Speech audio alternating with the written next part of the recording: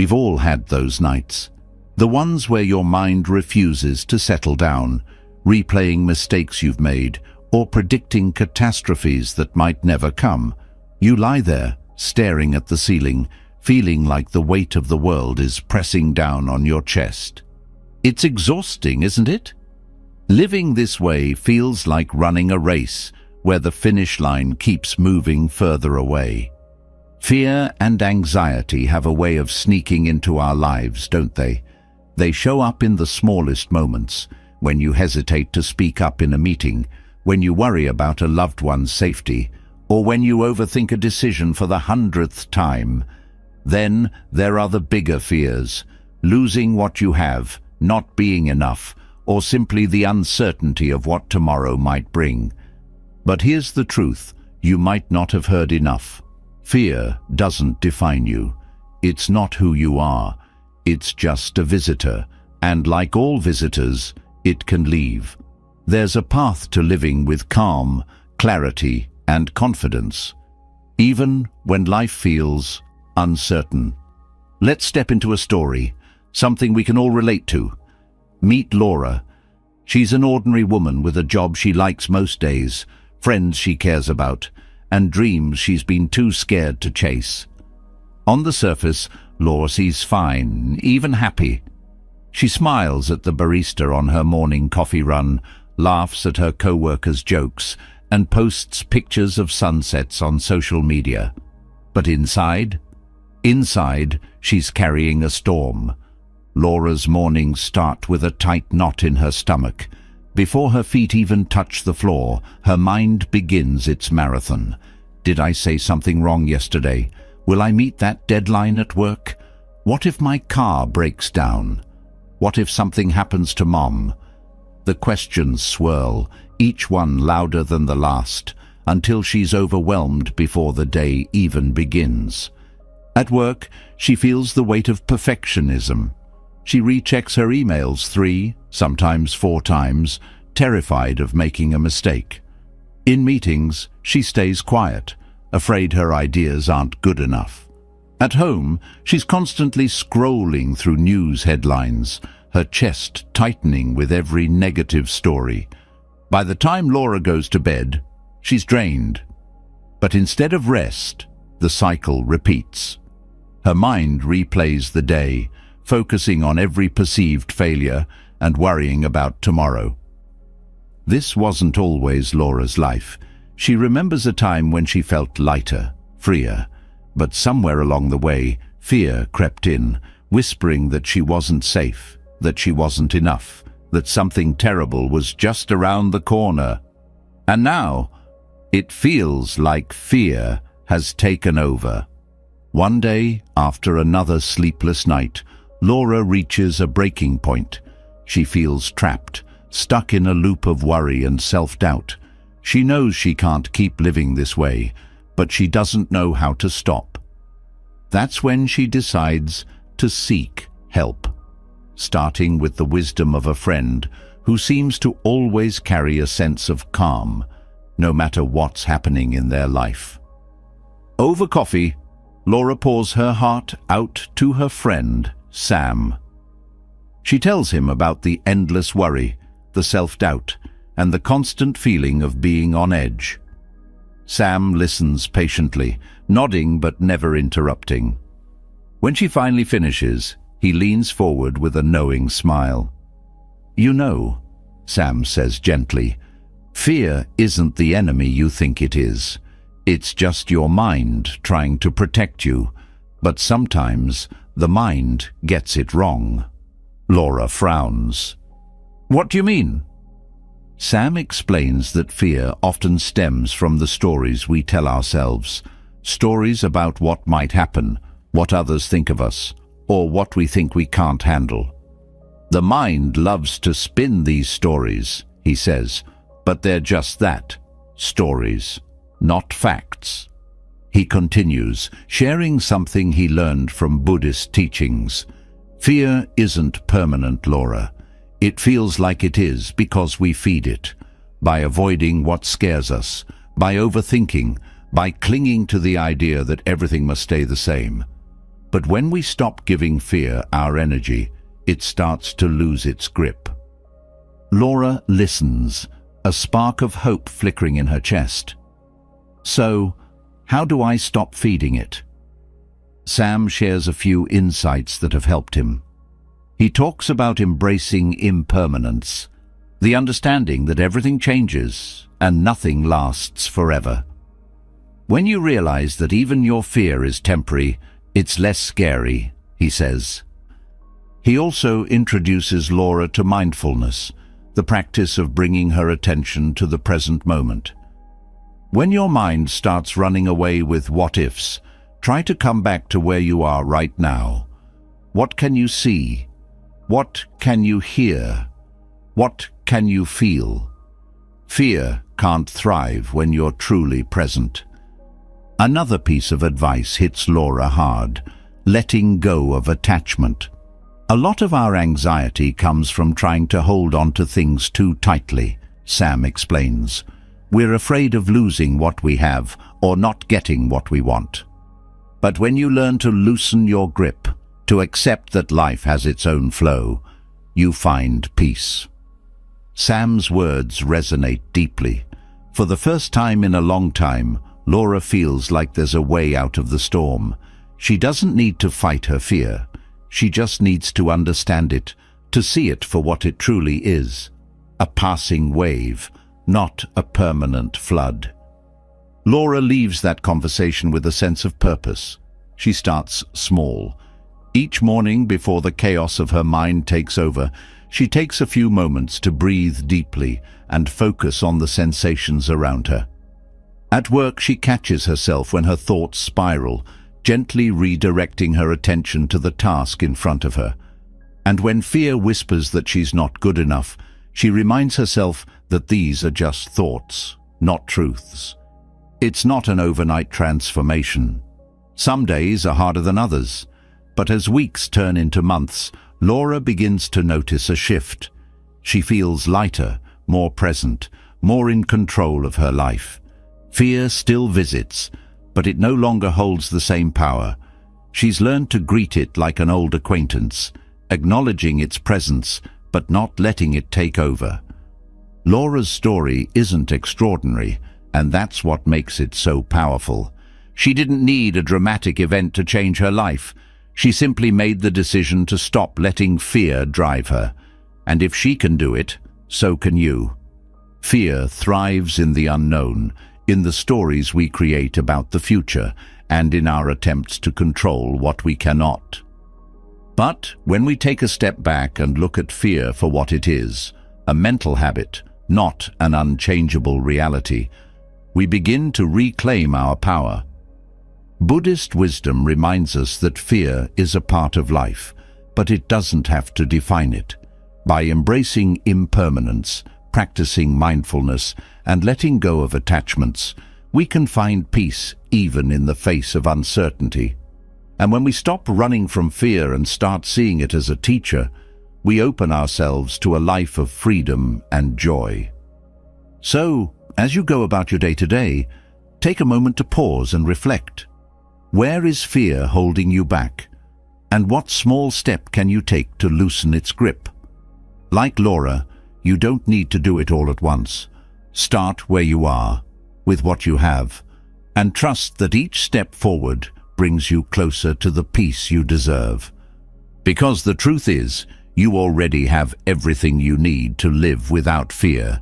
You just need to remember it. The introduction has shown how fear often takes root in our lives, holding us back from fully embracing each day. It has revealed how anxiety isn't a fixed reality, but something that can be understood and overcome. Now, let's take the first step in unraveling fear by uncovering its origins and understanding why it has such a strong hold on our minds. The truth may surprise you and empower you in ways you never thought possible. Fear thrives in the space between what is real and what our minds construct. It's not a force of nature, but a product of the human mind's remarkable ability to create stories. This creative power which has enabled us to build civilizations and solve complex problems, also has a darker side. It invents fears about things that might never happen. A missed call becomes a catastrophe in waiting. A look from a stranger turns into a sign of danger. The human mind, left unchecked, can become a factory of imaginary fears. At the heart of this is a mechanism that evolved to keep us safe. Thousands of years ago, fear protected our ancestors from predators and natural disasters. This response was immediate and essential.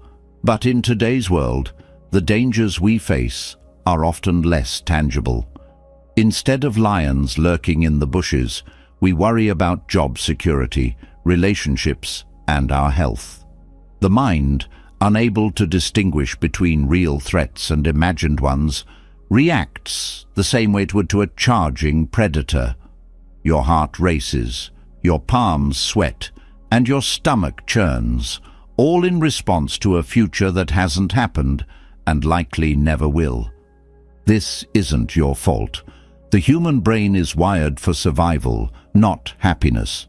It constantly scans the environment for potential threats, prioritizing fear over peace to ensure we're alert and prepared. But this survival mechanism, when overactive, can rob us of joy. It pulls us away from the present moment and drags us into an imagined future filled with what-ifs and worst-case scenarios. The mind is a master of projection. It takes small, neutral events and assigns them exaggerated meanings. A simple delay in receiving a response to a message can spiral into fears of rejection or abandonment. A minor mistake at work can lead to sleepless nights worrying about your career. The mind projects these outcomes not because they're true, but because it's trying to protect you from disappointment or harm. However, these projections often create the very pain we're trying to avoid. To see through the illusion of fear, one must first recognize its nature. Fear is not an enemy, but a signal, a call to pay attention. However, it's not always a reliable guide. When fear arises, pause and ask yourself, what evidence do I have that this fear is real?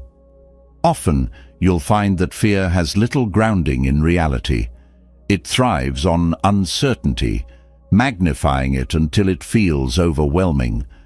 But when you break it down and question its validity, fear begins to lose its power. The Buddhist concept of mindfulness teaches us to observe fear without judgment. Instead of running from it or letting it dictate your actions, you can learn to sit with it, seeing it for what it truly is, a passing thought or emotion. Fear may feel permanent in the moment, but it's as transient as a cloud in the sky. By observing it, you create distance, allowing yourself to respond thoughtfully rather than react impulsively. Consider this. How many of your past fears ever came true? Reflect on the worries that kept you awake at night or paralyzed you during the day. Most of them likely dissolved without incident, yet they consumed precious energy and time. Recognizing this pattern can help you approach future fears with a calmer, more rational mindset. It's not about denying fear, but about understanding its limitations. Fear also feeds on avoidance. When you avoid situations that scare you, the mind learns that the fear is justified. This creates a cycle where the fear grows stronger, making the situation seem even more daunting. Facing your fears gently, with compassion, can break this cycle. Exposure teaches the mind that what you fear isn't as dangerous as it seems. It rewires the brain, creating new pathways that associate those situations with safety rather than threat. The stories we tell ourselves about fear matter. Language shapes our experience of the world, and the words we use to describe fear can either empower us or deepen our anxiety. When you catch yourself saying, "I'm terrified of this," Try reframing it as, "This makes me uncomfortable, but I can handle it." This subtle shift acknowledges the fear without letting it define you. One of fear's most deceptive tricks is to make you believe you're alone in your struggle. It isolates, convincing you that no one else feels the way you do. But fear is a universal human experience. Everyone, no matter how confident they seem, grapples with their own fears. Understanding this shared experience can help you feel less isolated and more connected to others. It also reminds you that fear isn't a reflection of your character, but a part of being human. Breathing is a powerful tool for managing fear. When you're anxious, your breath becomes shallow, signaling to your brain that you're in danger. This creates a feedback loop, intensifying your fear. By taking slow, deep breaths, you can interrupt this cycle, calming both your body and mind. Each breath anchors you to the present moment, pulling you out of the whirlpool of anxious thoughts. The mind's ability to create fear is also its greatest strength. This same imagination that constructs worst-case scenarios can be used to visualize positive outcomes. By shifting your focus from what you're afraid of to what you want to achieve, you redirect your energy toward growth and possibility. This isn't about ignoring fear, but about choosing to focus on hope and potential. Fear often disguises itself as control. It whispers that if you plan enough, worry enough, or prepare enough, you can avoid pain. But control is an illusion. Life is inherently unpredictable, and trying to micromanage every outcome only deepens anxiety.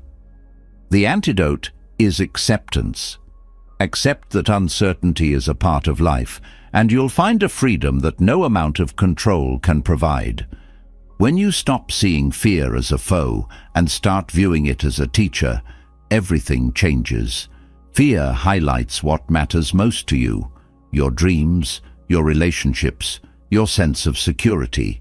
By listening to it without letting it take over, you can learn valuable lessons about yourself and what you value. This transforms fear from a source of suffering into a guide for growth. Fear also thrives on perfectionism. The belief that you must be flawless to be worthy creates a fertile ground for anxiety. But perfection is unattainable. Embrace your imperfections, and you'll find that fear has less to cling to. Mistakes aren't failures. They're opportunities to learn and grow. Compassion is a powerful antidote to fear. When you're kind to yourself in moments of anxiety, you create a safe space within. This self-compassion allows you to face fear without judgment, making it easier to move through it. Treat yourself as you would a friend who's feeling afraid, with patience, understanding, and support. By recognizing fear as a creation of the mind, you reclaim your power. You're no longer a passive victim, but an active participant in your experience. Fear may still arise, but it no longer controls you. Instead, it becomes a signal, a reminder to pause, breathe, and choose a different path. This understanding sets the stage for the next step in your journey, embracing impermanence. When you grasp the transient nature of all things, fear begins to loosen its grip even further. Life isn't something to be controlled or feared, but a flow to be experienced with curiosity and grace. Let's explore this deeper truth together.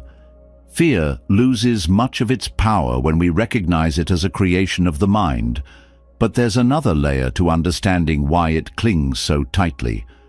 At the root of many fears lies a simple, universal truth. We're afraid of losing what we value, of things changing in ways we can't control.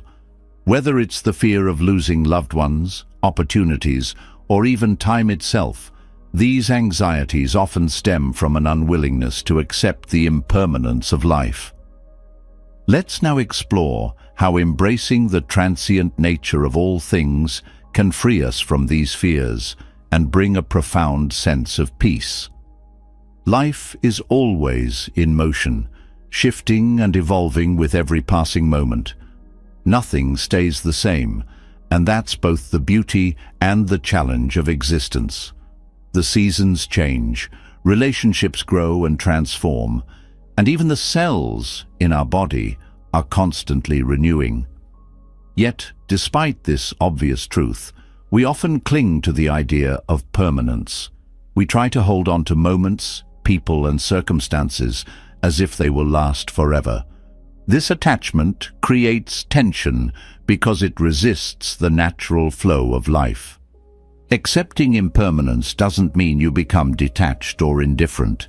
It means understanding that everything is part of a larger cycle. When you hold on to something too tightly, you trap yourself in the fear of losing it. This clinging becomes a source of anxiety as your mind tries to fight against the inevitable changes of life.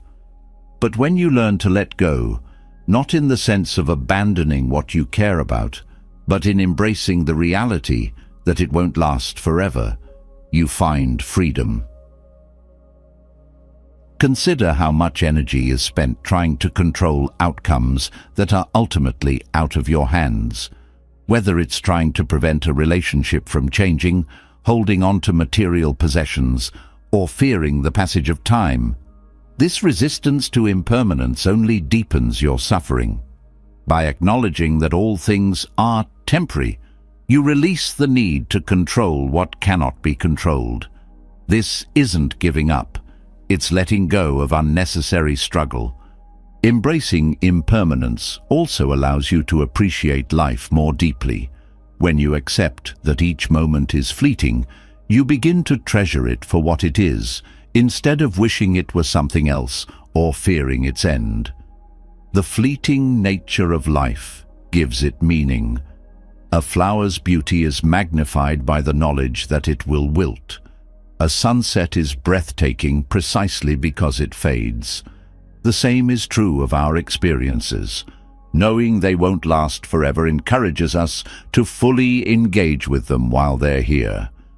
Attachment often stems from the illusion that something outside of us can provide lasting happiness. We cling to relationships, achievements, or possessions, hoping they'll bring us security and joy. But these external things are subject to change. A relationship may shift, achievements may fade, and possessions can be lost. True peace comes from realizing that happiness doesn't depend on holding on to these things, but on our ability to navigate life's changes with grace. One of the most profound lessons of impermanence is that it applies equally to pain and suffering. Just as joy is fleeting, so too are hardships. This understanding can be a source of immense comfort during difficult times. When faced with loss, disappointment, or fear, remember that these feelings are temporary. They may feel overwhelming in the moment, but they will pass. Recognizing this can help you endure challenges with greater resilience and hope. Living in alignment with impermanence also encourages you to prioritize what truly matters. When you accept that your time is limited, you become more intentional about how you spend it. You start to value meaningful connections, purposeful actions, and personal growth over fleeting pleasures or trivial concerns. Embracing impermanence isn't about focusing on what you might lose. It's about making the most of what you have while it's here. Letting go of attachment doesn't mean you stop caring. In fact, it allows you to care more deeply without being burdened by the fear of loss. When you stop clinging to people or outcomes, you can love and engage with them fully, knowing that your happiness isn't dependent on their permanence. This kind of freedom allows relationships to flourish and experiences to be more fulfilling. Practicing impermanence involves shifting your perspective. Instead of viewing change as a threat, you can see it as an opportunity for growth. Each ending makes space for a new beginning. A door closing doesn't signify failure, it signals the chance to explore something new. By embracing this mindset, you transform life's transitions from sources of fear into pathways to discovery. Mindfulness is a powerful tool for living with impermanence. By focusing on the present moment, you train yourself to engage with life as it is, rather than worrying about what it might become or mourning what it used to be. The present moment is all we truly have, and learning to be fully present helps you let go of the past and future, where fear and regret often reside. The concept of impermanence also teaches us humility. It reminds us that we're part of a larger cycle, connected to the world around us. Just as the waves in the ocean rise and fall, so do the events of our lives. This understanding can be liberating because it shifts the focus from individual struggles to a broader perspective. You realize that change isn't something happening to you, it's simply the nature of existence. Accepting impermanence doesn't mean you won't feel sadness or grief when things change. These emotions are natural and part of being human. However, by understanding that these feelings too are transient, you can face them without being consumed by them. Grief, when met with compassion and patience, becomes a process of healing rather than a source of prolonged suffering. Impermanence also teaches us gratitude. Knowing that nothing lasts forever encourages us to appreciate what we have while we have it. It turns ordinary moments into precious gifts. A conversation with a loved one, the warmth of the sun on your skin, or the taste of your favorite meal. All of these take on greater significance when you view them through the lens of impermanence. In a world that often values permanence and stability, embracing change might feel counterintuitive. But the reality is that impermanence is the only constant. By aligning yourself with this truth, you free yourself from the futile struggle to make life something it's not. You learn to flow with life's changes instead of resisting them, creating a sense of peace that no external circumstance can take away. When you accept impermanence, you also learn to forgive more easily. Holding on to anger or resentment keeps you trapped in the past, unable to move forward. But when you recognize that everything, including your pain, is temporary, it becomes easier to let go of grudges and find peace. Forgiveness doesn't mean forgetting, it means releasing the hold that the past has on you. Impermanence can also inspire courage. When you realize that failure and embarrassment are temporary, you're more willing to take risks and pursue your goals. Fear of change or rejection often holds people back. But when you understand that these feelings won't last forever, they lose their power to control you. This courage allows you to live more authentically and take actions that align with your values. Ultimately, embracing impermanence leads to a profound sense of freedom. It liberates you from the chains of attachment and the fear of change, allowing you to experience life with a sense of openness and curiosity. You begin to see life not as a series of losses, but as a continuous flow of opportunities and experiences. This understanding lays the foundation for letting go of attachments in a deeper, more transformative way. By fully embracing the transient nature of life, you prepare yourself to release the clinging that creates suffering and step into a space of lasting peace and contentment. Letting go of attachment and embracing impermanence shifts the way we approach life, granting us freedom from unnecessary struggles. Yet, as liberating as it is to accept change, the mind often drifts into the past or future, where fear and anxiety reside. To truly anchor ourselves in this newfound freedom, we need a tool that allows us to remain steady in the present moment. Mindfulness is that tool, a practice that transforms fleeting awareness into a shield against fear. Mindfulness is the art of paying attention to life as it unfolds, moment by moment. It's a state of being fully present, observing your thoughts, emotions, and surroundings without judgment. This practice is not about suppressing fear or forcing calm. It's about creating space to experience life as it is, instead of how your mind projects it to be. Fear thrives on projections, spinning stories about what has happened or what might happen. But when you bring your attention to the present, fear loses its footing. The mind has a natural tendency to wander.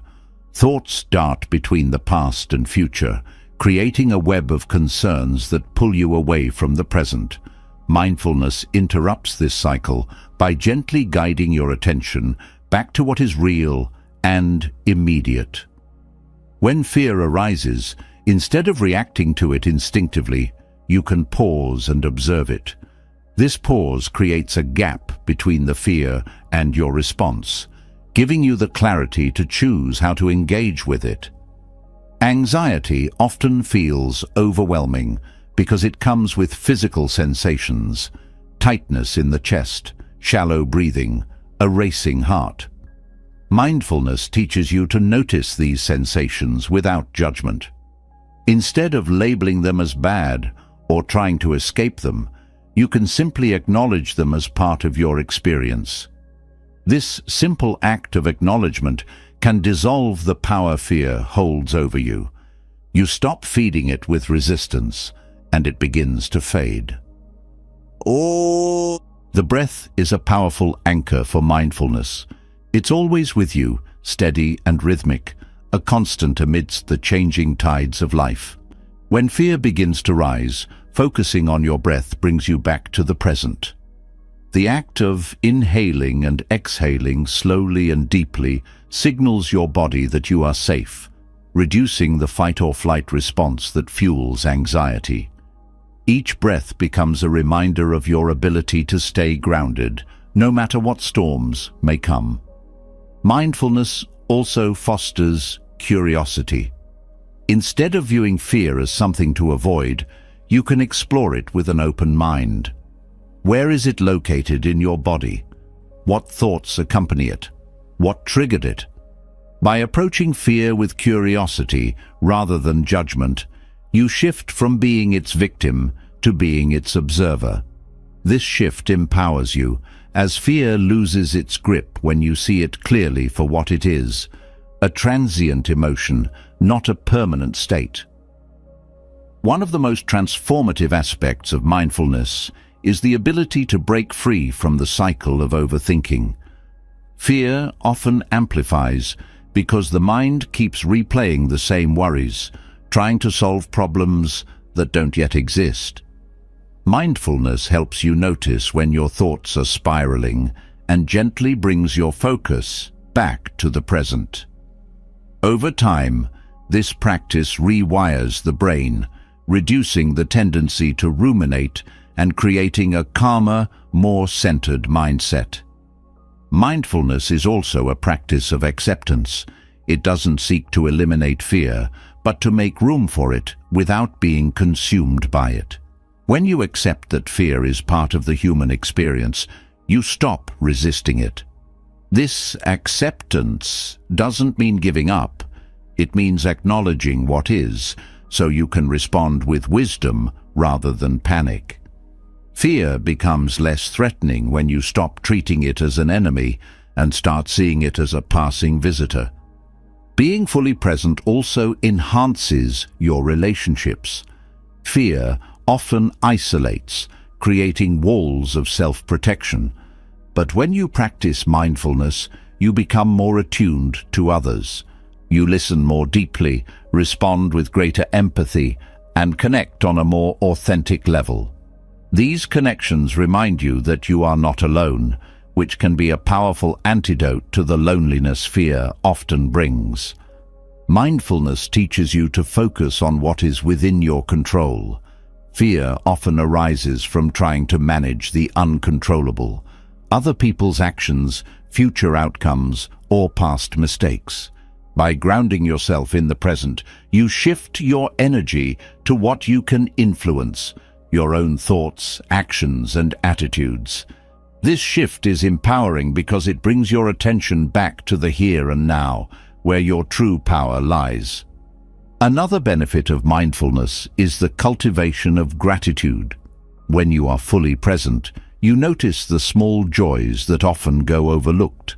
A kind word, the warmth of the sun, the taste of your favorite meal. Gratitude shifts your focus from what you fear to what you appreciate, creating a sense of abundance that fear struggles to penetrate. This practice doesn't ignore life's challenges. It balances them with an awareness of its blessings. Mindfulness also helps you develop resilience. Life will always have its uncertainties and challenges, but when you face them with a mindful presence, they become less daunting. You learn to navigate difficulties with grace, understanding that they too will pass. This resilience doesn't come from avoiding fear, but from meeting it with a steady mind and an open heart. The practice of mindfulness is not confined to formal meditation. It can be woven into the fabric of your daily life. Whether you're washing dishes, walking to work, or having a conversation, you can bring your full attention to the task at hand. These small moments of mindfulness add up, creating a foundation of calm that carries you through the day. Over time, mindfulness becomes less of a practice and more of a way of being. Mindfulness also encourages self-compassion. When fear arises, it's easy to criticize yourself for feeling weak or overwhelmed. But mindfulness invites you to treat yourself with the same kindness you would offer a friend. This self-compassion creates a safe inner space where you can explore your fears without judgment, making it easier to let them go. Through mindfulness, you also learn to see fear as a messenger. It often points to areas of growth, highlighting what matters most to you. Instead of running from fear, you can listen to it, understanding what it's trying to teach. This perspective transforms fear from a barrier into a bridge, connecting you to deeper self-awareness. Mindfulness doesn't promise a life free from fear, but it offers a way to coexist with it peacefully. By staying present, you reduce the power of fear to control your thoughts and actions. You begin to see fear not as a force to be fought, but as a shadow that fades in the light of awareness. Mindfulness creates a space for peace in the present moment, allowing fear to loosen its grip. But fear and anxiety are often only surface-level manifestations of a deeper truth: suffering. To truly address the roots of fear, we must delve into the nature of suffering itself. In Buddhist teachings, suffering, or dukkha, is seen not as something to avoid, but as something to understand and transform. By doing so, we move beyond the grip of fear and step into a space of profound freedom. Suffering is often misunderstood. It's not just pain or hardship, but a more pervasive dissatisfaction that weaves through life. Even in moments of happiness, there's often an undercurrent of unease, a fear that the joy won't last, or a sense that something is still missing. This is the essence of dukkha, the subtle discomfort that arises when we resist life as it is, or cling to how we want it to be. Recognizing this truth is the first step toward transforming it. Suffering exists because of our attachment to outcomes, our desires for permanence in an impermanent world, and our aversion to discomfort. When things don't go as planned, we suffer. When we lose what we hold dear, we suffer. And even when we get what we want, the happiness is often fleeting, replaced by a desire for something else. This cycle of grasping and dissatisfaction keeps us trapped, fueling our fears and anxieties. Understanding suffering requires a willingness to look at it directly, rather than avoiding or suppressing it. Many of us distract ourselves from pain with busyness, entertainment, or denial, but these strategies only prolong the suffering. When you turn toward suffering with curiosity and courage, you begin to see its true nature. You realize that suffering isn't a punishment or a sign of failure. It's a universal experience that connects us all. This awareness fosters compassion, both for yourself and for others. One of the key teachings about suffering is that it arises from craving, or tanha. This craving isn't just about physical desires, but also about the need to control, the longing for security, and the refusal to accept change. When you crave certainty in a world that is constantly shifting, you set yourself up for frustration. But when you recognize this craving for what it is, a reaction of the mind, not a fixed reality, you can begin to loosen its hold. Another cause of suffering is ignorance, or avidya. This isn't a lack of intelligence, but a misunderstanding of life's nature. We suffer because we see ourselves as separate from others, because we believe that happiness comes from external conditions, and because we don't fully grasp the impermanence of all things. This ignorance keeps us locked in patterns of fear and dissatisfaction. By cultivating awareness and wisdom, we can begin to see through these illusions. To transform suffering, you must first accept it. This doesn't mean resigning yourself to misery, but acknowledging that suffering is a natural part of life. When you stop resisting suffering, it loses much of its power. Resistance adds a layer of tension that intensifies the pain, while acceptance creates space for healing. This doesn't mean you stop striving for a better life, but your striving comes from a place of peace rather than desperation. Suffering also holds the seeds of growth. It's often in our most painful moments that we learn the deepest lessons about ourselves and life. Suffering teaches us about resilience, compassion, and the impermanence of all things. It pushes us to let go of attachments and illusions, forcing us to confront the truths we might otherwise avoid. When you view suffering as a teacher rather than an enemy, it becomes a gateway to transformation.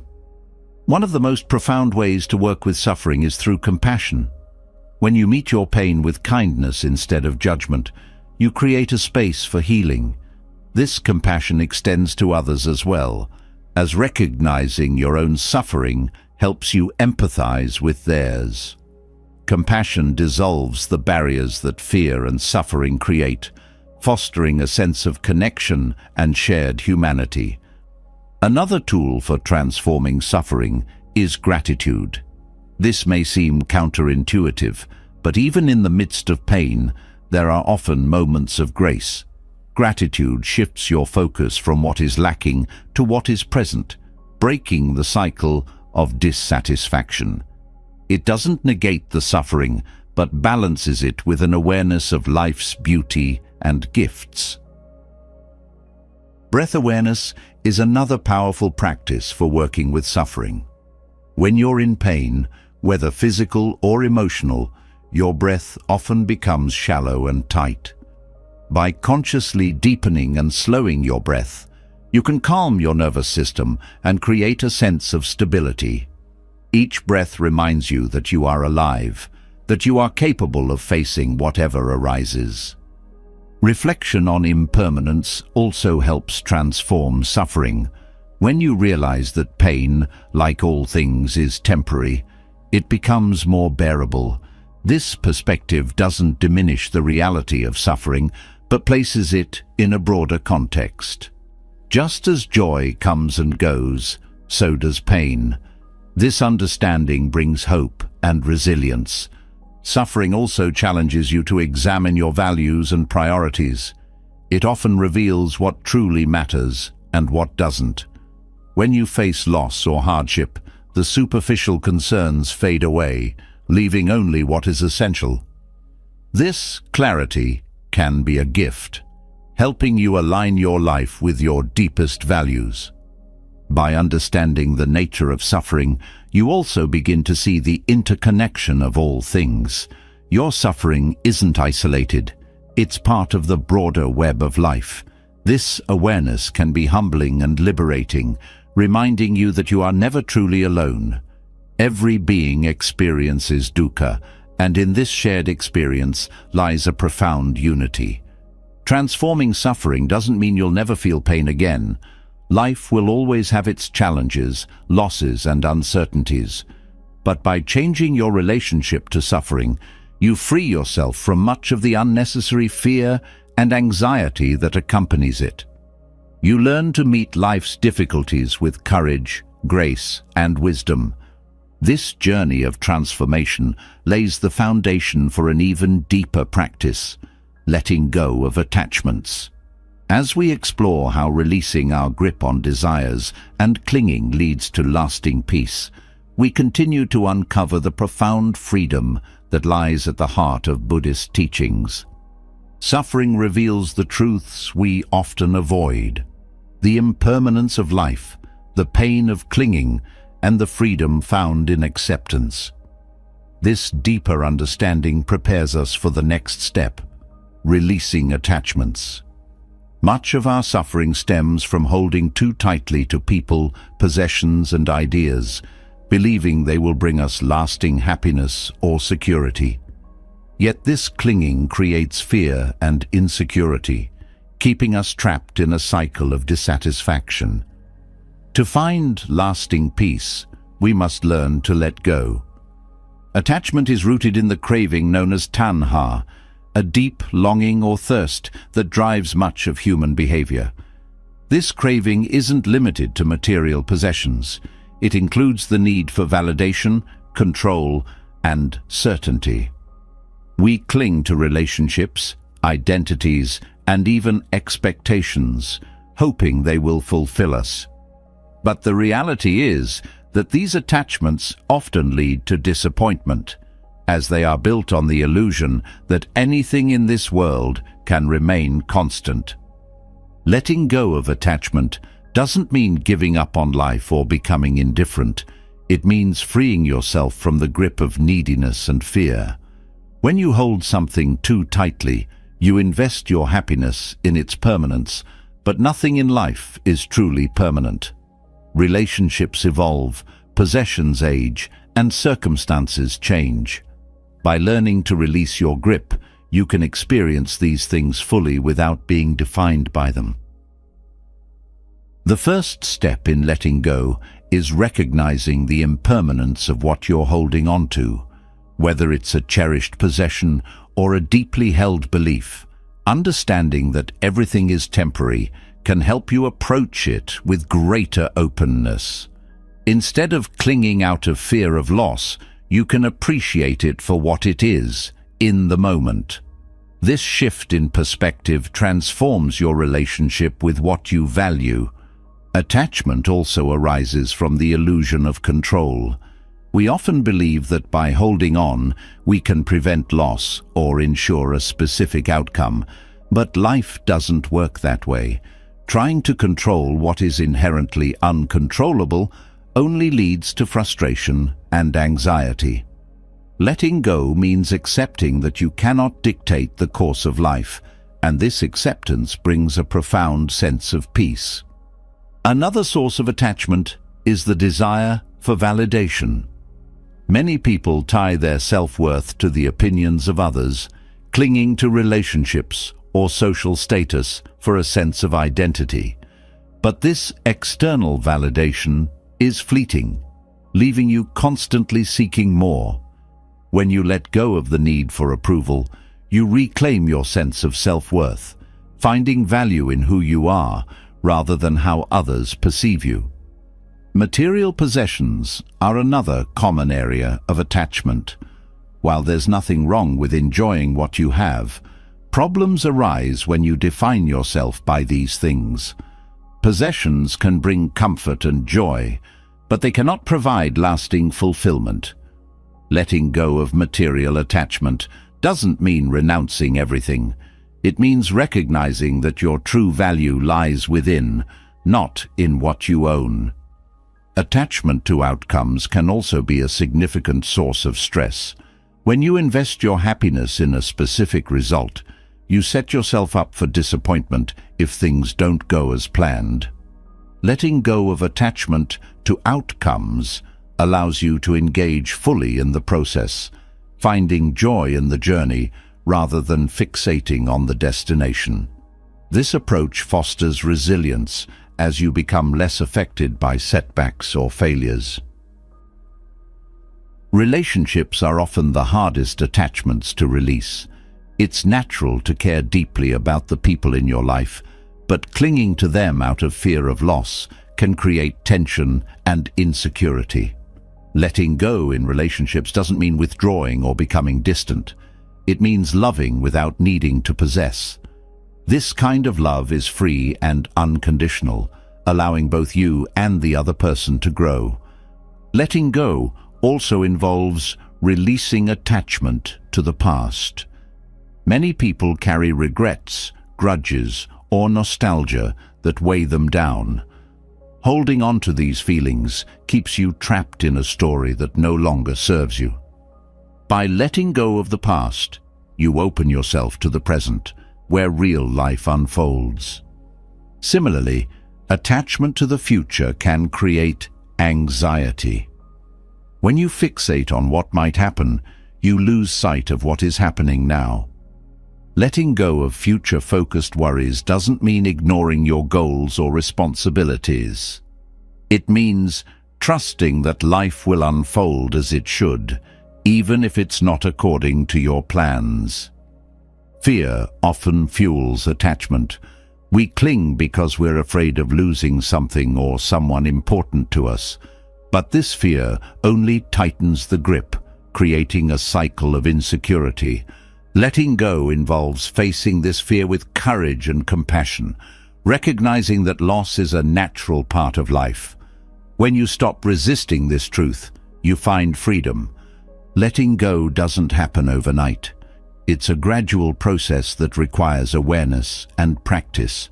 Start small, with something that feels manageable, a habit, a possession, or a minor expectation. Notice how it feels to release your grip, and let that experience guide you toward greater freedom.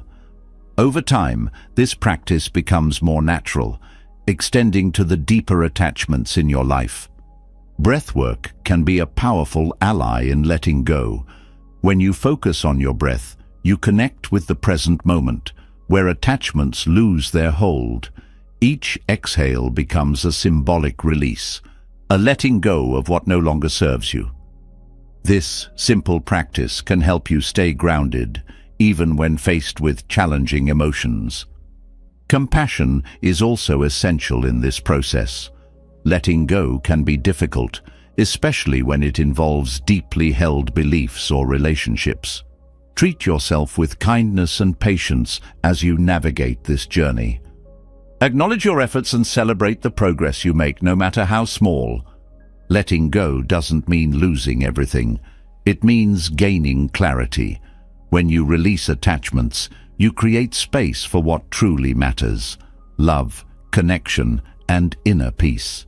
You discover that life's richness lies not in holding on, but in being fully present, open, and free.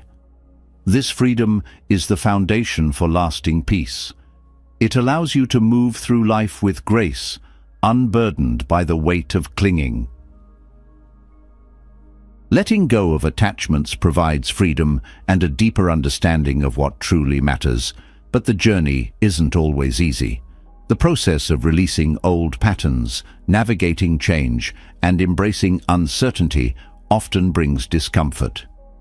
In these moments, patience, known in Buddhist teachings as khanti, becomes a vital tool. Patience isn't passive endurance. It's an active, intentional practice that helps you meet life's challenges with calmness and resilience. When fear arises, patience allows you to pause, reflect, and respond with clarity instead of reacting impulsively.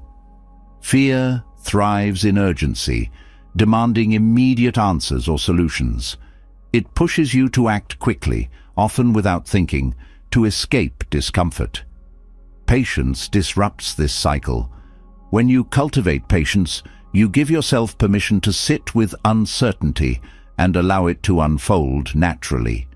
This pause not only reduces anxiety, but also creates space for wisdom to arise. You begin to see that not all fears require immediate resolution, and that some dissolve on their own when given time. In moments of fear, the mind often races ahead, projecting worst-case scenarios and amplifying distress. Patience brings you back to the present, reminding you that the future is not yet written. By staying grounded in the here and now, you break free from the mental loops that feed fear. Patience teaches you to trust the process, recognizing that life unfolds in its own time, regardless of your worries. Discomfort is a natural part of growth, but it's something many people avoid at all costs. This avoidance creates a fear of facing challenges, which in turn limits your ability to adapt and thrive. Patience helps you lean into discomfort rather than running from it. It allows you to see discomfort not as an enemy, but as a sign that you're moving beyond your comfort zone. With patience, discomfort becomes a teacher, showing you where growth is possible. Patience also helps you navigate relationships with greater ease. Fear often arises in interactions with others, fear of rejection, conflict, or misunderstanding. When you practice patience, you become less reactive and more compassionate. You learn to listen fully, give others the benefit of the doubt, and approach difficult conversations with a calm and open mind. This not only reduces fear, but also strengthens your connections with others. Another powerful aspect of patience is its ability to soften self-criticism. Fear often comes with a harsh inner dialogue, blaming yourself for mistakes or shortcomings. Patience reminds you that growth takes time and that you don't have to have everything figured out immediately. It allows you to treat yourself with kindness, recognizing that progress is a journey, not a race. Patience is also deeply connected to resilience. Life is unpredictable, and setbacks are inevitable. When you cultivate patience, you build the strength to weather these challenges without being overwhelmed. You learn to accept that some things take time to resolve, and that pushing for immediate results often creates more stress. Patience allows you to move through difficulties with a sense of calm and trust in your ability to persevere. Fear often arises when you feel out of control, but patience helps you reframe this experience. Instead of trying to force outcomes, patience teaches you to work with what is within your control while letting go of the rest. This balance reduces the pressure to fix everything at once, allowing you to focus on small, manageable steps. Over time, these steps lead to meaningful progress without the burden of overwhelm. The practice of patience also fosters gratitude. When you slow down and allow things to unfold naturally, you begin to notice and appreciate the small moments of beauty and connection that might otherwise go unnoticed. Gratitude shifts your focus from what's lacking or uncertain to what is present and good, creating a sense of peace that counteracts fear. Mindfulness and patience go hand in hand.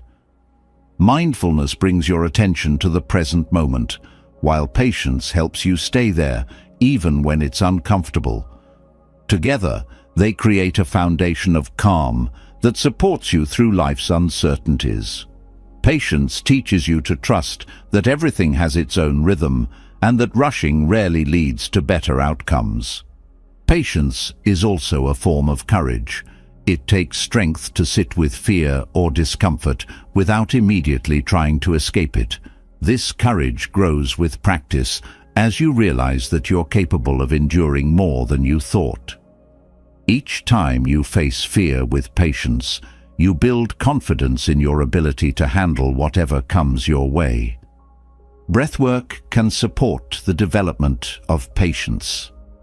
When fear arises, your breath often becomes shallow and rapid, mirroring your inner turmoil. By consciously slowing your breath, you signal to your body that it's safe to relax. This simple act creates a sense of calm that makes it easier to stay patient, even in challenging situations. Patience also helps you let go of the need for perfection. Fear often stems from the belief that you must get everything right the first time, but patience reminds you that mistakes are part of the process and that growth comes from persistence, not perfection. This perspective allows you to take risks and try new things without being paralyzed by fear of failure. In the context of relationships, patience helps you navigate conflict and misunderstanding with greater empathy. Fear often makes you defensive, but patience encourages you to listen, reflect, and respond thoughtfully. This creates an environment where trust and understanding can grow, reducing the fear that often accompanies vulnerability. Patience also has a spiritual dimension. It invites you to surrender to the flow of life, trusting that things will unfold as they are meant to. This surrender is not about giving up. It's about releasing the need to control everything and finding peace in the present. When you embrace this perspective, fear loses its power to dominate your thoughts and actions. One of the most profound lessons of patience is that it transforms waiting into a form of mindfulness. Instead of viewing delays or uncertainties as obstacles, you can see them as opportunities to practice presence and acceptance. This shift not only reduces stress, but also helps you find meaning and joy in the in-between moments of life. Patience also teaches you to value progress over perfection. Fear often arises when you focus too much on the end goal, worrying about whether you'll ever get there. Patience shifts your attention to the small steps you're taking, reminding you that each one is a victory in itself. This approach builds momentum and confidence, making it easier to keep moving forward. Through patience, you develop a deeper connection with yourself. You learn to trust your own resilience and ability to navigate life's challenges. This self-trust reduces fear because you no longer doubt your capacity to handle whatever comes your way. Patience becomes a source of inner strength, grounding you even in the face of uncertainty. Patience teaches us to meet discomfort and uncertainty with grace. But what happens when the discomfort comes from life itself, moving in directions we didn't anticipate? Change is inevitable, yet it often sparks fear and resistance. This fear stems from clinging to the illusion of certainty, a desire to anchor life in a world that never stops shifting. Resisting change creates suffering, while acceptance of life's fluidity offers a freedom most people never realize they need. Fear of change is rooted in the belief that stability equals safety. The mind craves patterns it can predict, routines that feel secure, and environments that seem unchanging. This craving for control becomes a shield, one that feels protective but is ultimately limiting. When life shifts, as it always does, this shield of stability begins to crack, and anxiety rushes in to fill the gaps. The mind scrambles to hold on to what it knows, even if what it knows is no longer working. This creates tension, frustration, and a fear that colors every aspect of life. Clinging to certainty traps you in cycles of anxiety because it forces you to resist the natural flow of life. Life is not a static state. It is a constant series of transitions. Relationships evolve, careers take unexpected turns, seasons change, and even your own thoughts and desires shift with time. Resistance to these changes is like trying to stop the tide from coming in. It's exhausting, futile, and ultimately harmful. Instead of creating security, resistance breeds a sense of perpetual unease as you brace against the inevitable. At its core, the fear of change often stems from a misunderstanding of control. Many people believe that if they just try hard enough, they can control outcomes, hold on to the familiar, and avoid uncertainty. This illusion of control provides temporary comfort, but also intensifies anxiety when life proves otherwise. True peace comes not from controlling life, but from accepting its unpredictable nature. This acceptance is not passive. It's an active choice to trust in your ability to navigate whatever comes, rather than clinging to what you know. Fear of change also thrives on worst-case scenarios. The mind projects fears into the unknown, filling the void with imagined dangers and failures. These projections rarely reflect reality, yet they hold immense power because the mind treats them as truths. This leads to hesitation, self-doubt, and a reluctance to embrace opportunities. Breaking free from this cycle begins with recognizing that these projections are just thoughts, not guarantees of what will happen. When you challenge these fears with curiosity and courage, their grip weakens, and you create space for new possibilities. One of the most insidious effects of resisting change is stagnation. When you fear change, you often avoid risks, cling to outdated habits, and stay within the confines of your comfort zone. While this may feel safe, it limits your growth and prevents you from exploring the full richness of life. Change, while uncomfortable, is also the catalyst for transformation. Each shift brings the opportunity to learn, adapt, and discover new aspects of yourself. By resisting change, you deny yourself these experiences and remain stuck in cycles of sameness. Accepting change doesn't mean you have to love every transition. It means recognizing that change is a natural part of life and learning to work with it rather than against it. Acceptance creates flexibility, allowing you to adapt to new circumstances with greater ease. This flexibility reduces anxiety because you no longer waste energy fighting what cannot be stopped. Instead, you channel that energy into navigating change with purpose and intention. Change also reveals the impermanence of all things, a truth that can feel both liberating and unsettling. When you embrace this impermanence, you begin to see life as a series of moments, each one unique and fleeting. This perspective encourages you to let go of what no longer serves you and make room for what is yet to come. It also deepens your appreciation for the present as you realize that the only constant is now. Fear of change often has its roots in identity.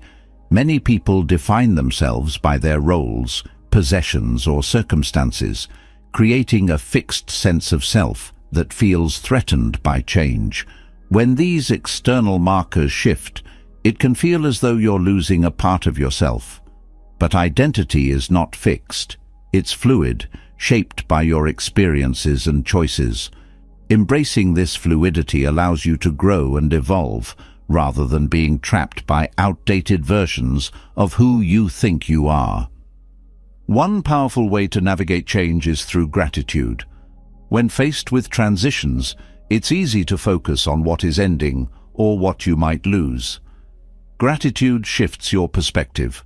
helping you recognize what is still present and what new opportunities change might bring. This doesn't erase the challenges of change, but it balances them with an awareness of life's gifts, creating a more grounded and hopeful mindset. Breathwork can also be an anchor during times of change. When fear arises, the breath often becomes shallow and erratic, mirroring the mind's turbulence. By consciously slowing and deepening your breath, you calm your nervous system and bring yourself back to the present moment. This practice doesn't stop change from happening, but it helps you face it with a sense of stability and clarity. Change is also an opportunity for self-discovery. When the familiar falls away, you're invited to explore who you are beyond your circumstances.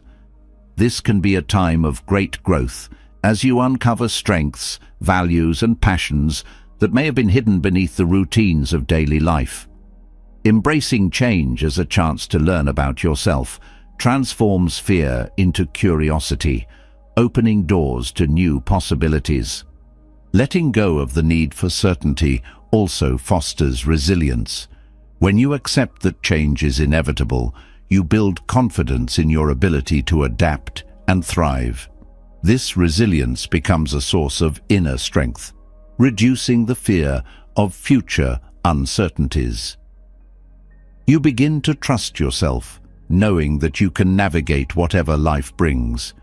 Relationships often provide a lens through which the fear of change becomes visible. Whether it's the evolution of a partnership, the ending of a friendship, or the dynamics within a family, changes in relationships can be particularly challenging. Accepting that people grow and change just as you do allows you to approach these shifts with greater compassion and understanding. This acceptance deepens your connections and reduces the anxiety that comes from trying to hold on to relationships exactly as they are. Change also challenges you to confront your attachments. When you resist change, it's often because you're clinging to something, an idea, a person, or a situation that you believe you can't live without. By exploring these attachments and questioning their hold on you, you begin to release the fear of losing them. This release creates space for freedom and growth, as you realize that your well-being is not dependent on any one thing. Accepting change doesn't mean ignoring the difficulties it brings. Some changes are painful, involving loss, uncertainty, or major adjustments. But even in these moments, acceptance offers a path forward. It allows you to grieve what is lost while remaining open to what is emerging. This balance between honoring the past and embracing the future is at the heart of navigating change with grace. Change also reminds us of our interconnectedness. Your actions, decisions, and experiences are part of a larger web of relationships and events. Recognizing this interconnectedness can be both humbling and empowering, as it shifts your perspective from individual fears to a broader understanding of your place in the world. This shift reduces anxiety by reminding you that you are not alone in facing life's uncertainties. The fear of change can be transformed through practice and intention. It begins with small steps, acknowledging your resistance, exploring its roots, and taking mindful actions toward acceptance. Each time you face change with courage and openness, you strengthen your ability to navigate life's transitions. Over time, this practice becomes a natural part of your approach to life, reducing fear and increasing your capacity for freedom and joy. Embracing change teaches us to let go of resistance and step into life's natural flow. But there's a deeper truth that must be confronted: fear itself. Fear thrives in the shadows, growing stronger when left unexamined. Its power lies not in its reality, but in the way it lurks unchallenged in the background of our minds. To overcome fear, you must bring it into the light, see it clearly, and understand its transient nature. Only then can you begin to loosen its grip and reclaim your sense of peace. Fear often feels larger than life because it operates in the background, unspoken and unquestioned. It whispers doubts, magnifies threats, and convinces you to avoid what might challenge or discomfort you. These whispers often remain unchecked, allowing fear to shape your decisions and perceptions without you even realizing it. The first step in dismantling fear is to name it, to acknowledge its presence. This simple act of recognition robs fear of some of its power, as you begin to see it as something separate from yourself. When you confront fear, it often reveals itself as a series of thoughts and physical sensations rather than a tangible threat. The mind creates stories about what could go wrong, spinning worst-case scenarios that rarely materialize. The body responds to these thoughts with tension, rapid breathing, or a racing heart, amplifying the sense of danger. By observing these reactions with awareness, you can begin to separate the sensation of fear from its content, realizing that fear is not a reflection of reality, but a habitual response to uncertainty. Awareness is the key to seeing fear for what it truly is. Instead of avoiding fear or trying to suppress it, meet it with curiosity. Ask yourself, what am I afraid of? What is the worst that could happen? What evidence do I have that this fear is valid? Often you'll find that fear is built on assumptions rather than facts. By questioning these assumptions, you can begin to unravel the stories that fear has woven around you. Fear also feeds on avoidance.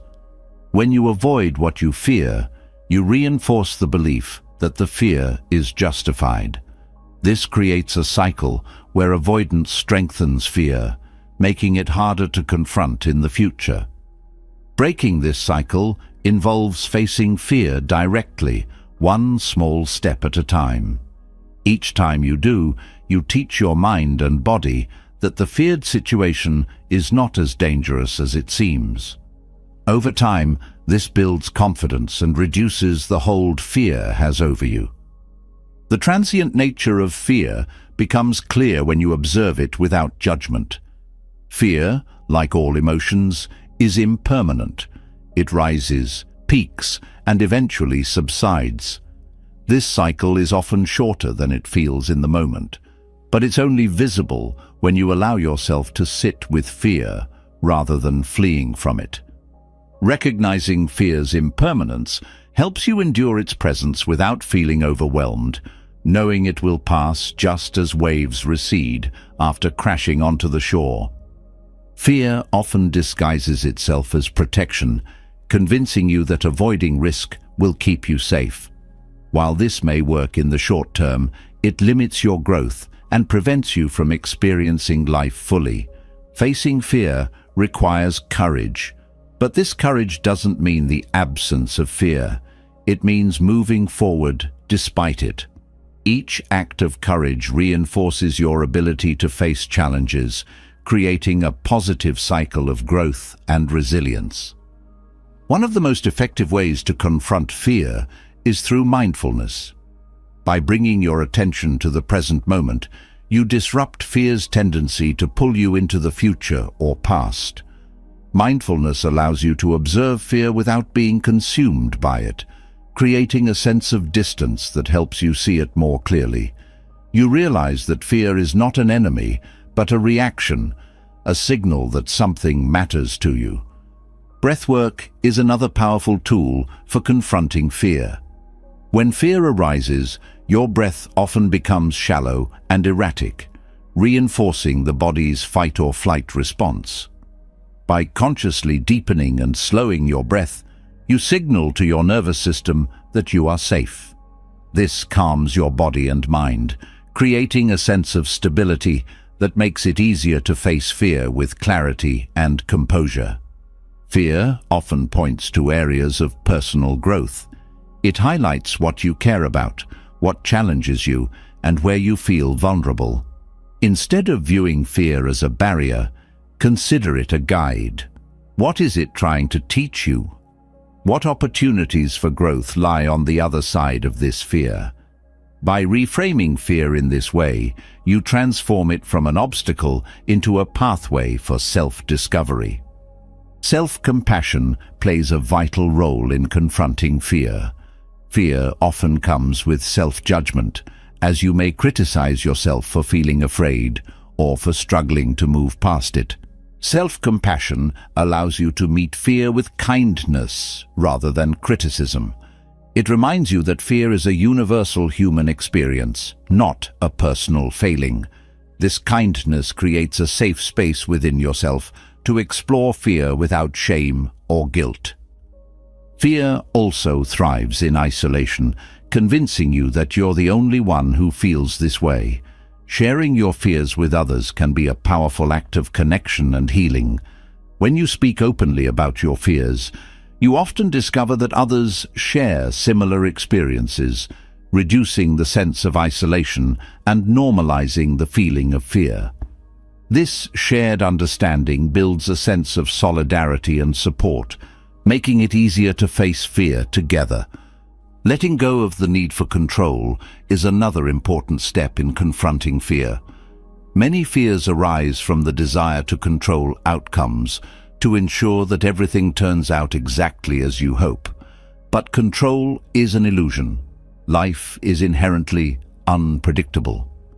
When you accept this truth, fear begins to lose its hold. You learn to trust in your ability to adapt to whatever comes, rather than relying on a false sense of control for security. Fear often tries to protect you from discomfort, but it also keeps you from experiencing life fully. When you confront fear, you open yourself to new possibilities, relationships, and experiences. You begin to see that the walls fear has built around you are not protecting you, they're limiting you. Breaking down these walls allows you to step into a more expansive and fulfilling life.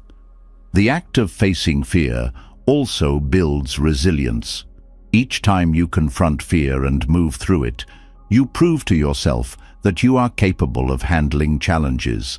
This confidence grows with each experience, creating a foundation of strength that supports you in future moments of uncertainty. Resilience doesn't mean you'll never feel fear again.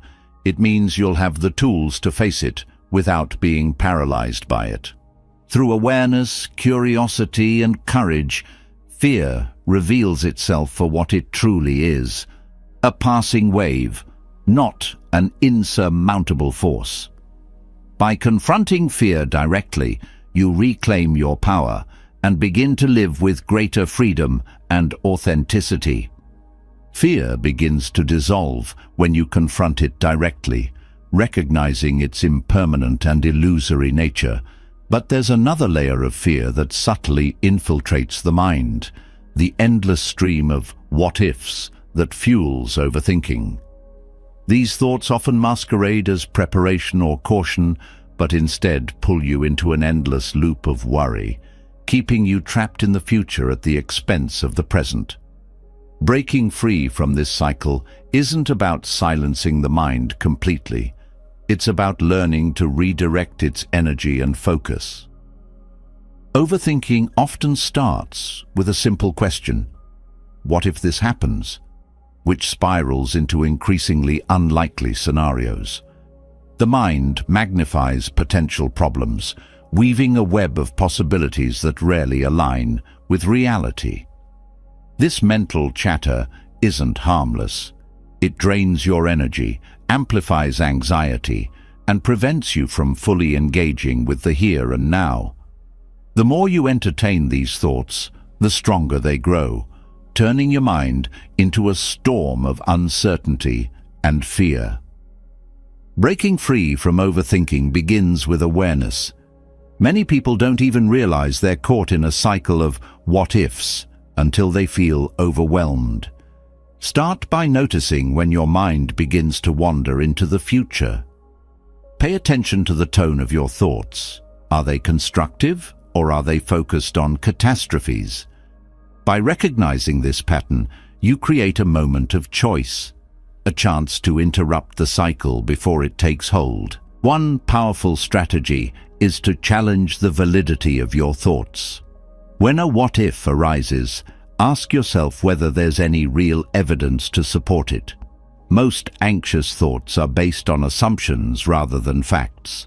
By questioning these assumptions, you weaken their grip on your mind.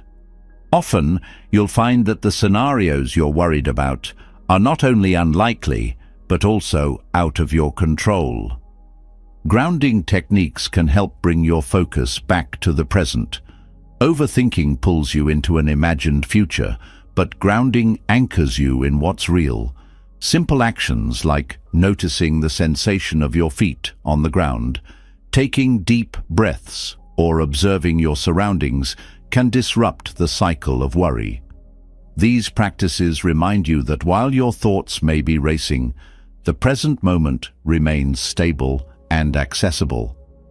Another way to break free from overthinking is to limit the time you spend entertaining hypothetical scenarios. Set a timer and give yourself permission to think about a problem for a set amount of time, perhaps 5 or 10 minutes. Once the timer goes off, redirect your focus to something else. This creates a boundary for your thoughts, preventing them from consuming your entire day. Overthinking often stems from a desire for control. The mind believes that by anticipating every possible outcome, it can avoid mistakes or discomfort. But this need for control is an illusion. Life is inherently unpredictable, and no amount of planning can account for every variable. Accepting this truth can be liberating. Instead of trying to control the future, focus on what you can do in the present to prepare without fixating on every possible outcome. Practicing gratitude is another effective way to counteract overthinking.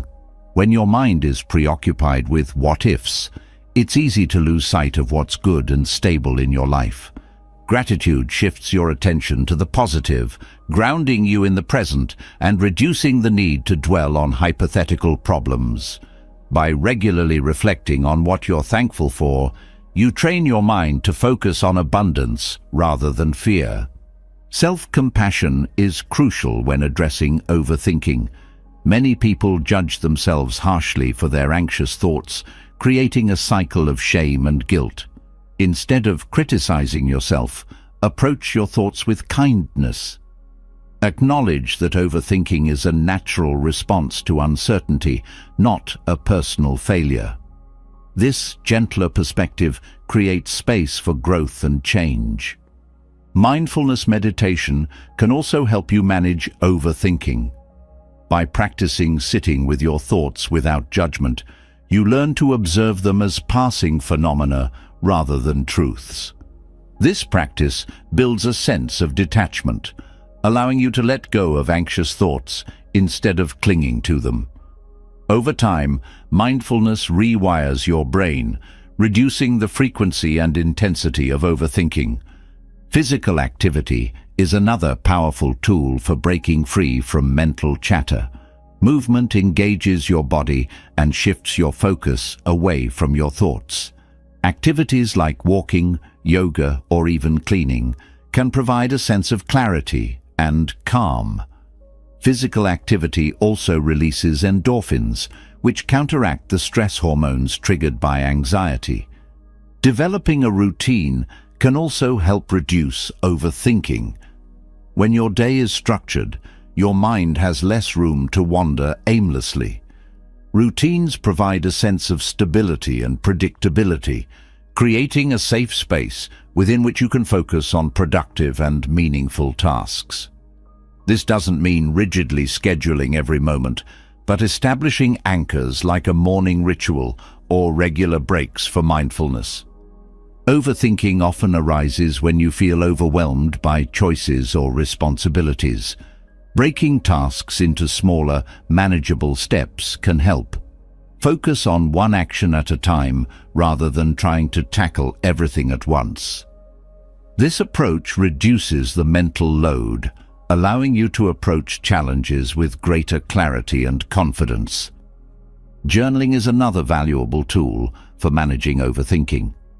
Writing down your thoughts allows you to externalize them, making them easier to examine and challenge. Journaling can also help you identify recurring patterns in your thinking, giving you insight into the triggers that fuel your anxiety. Over time, this awareness helps you address these triggers more effectively. It's also important to limit your exposure to triggers that amplify overthinking. Social media, news cycles, or certain conversations can feed your anxiety if not managed mindfully. Set boundaries for your consumption of these sources and prioritize activities that bring you peace and joy instead. The practice of acceptance is foundational to breaking free from overthinking. Accept that uncertainty is a natural part of life and that not every question has an immediate answer. This doesn't mean giving up on problem solving, but recognizing that some outcomes are beyond your control. By embracing uncertainty, you free yourself from the need to have everything figured out. Connect with others. Overthinking can feel isolating, but sharing your thoughts with someone you trust can provide relief and perspective. Talking things through often reveals that your fears are less overwhelming than they seemed in your mind. The support and understanding of others remind you that you don't have to face anxiety alone.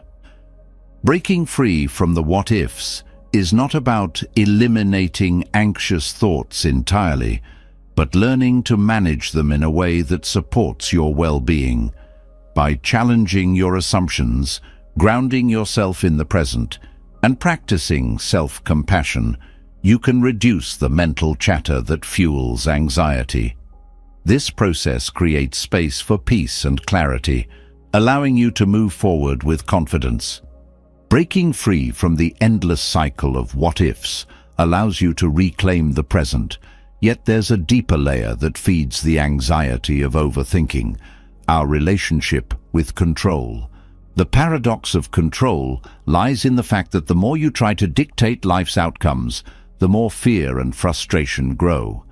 Life's inherent unpredictability clashes with the mind's need for stability, creating a tension that fuels worry and resistance.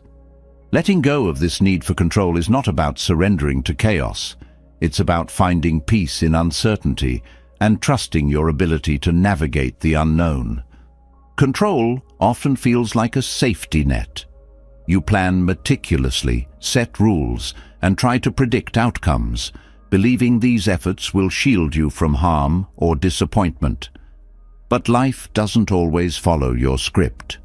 When plans fail or circumstances shift unexpectedly, the illusion of control shatters, leaving you vulnerable to fear and doubt. This cycle repeats as you double down on efforts to regain control, trapping yourself in a loop of anxiety. The desire for control stems from the mind's attempt to avoid discomfort. It seeks guarantees in an uncertain world, clinging to routines, relationships, and goals as anchors of stability. Yet this very clinging intensifies fear because it sets up unrealistic expectations. When life inevitably deviates from your plans, the resulting disappointment and uncertainty can feel overwhelming. The truth is, control is a limited tool in a limitless world. Letting go of control begins with accepting that uncertainty is a natural part of life.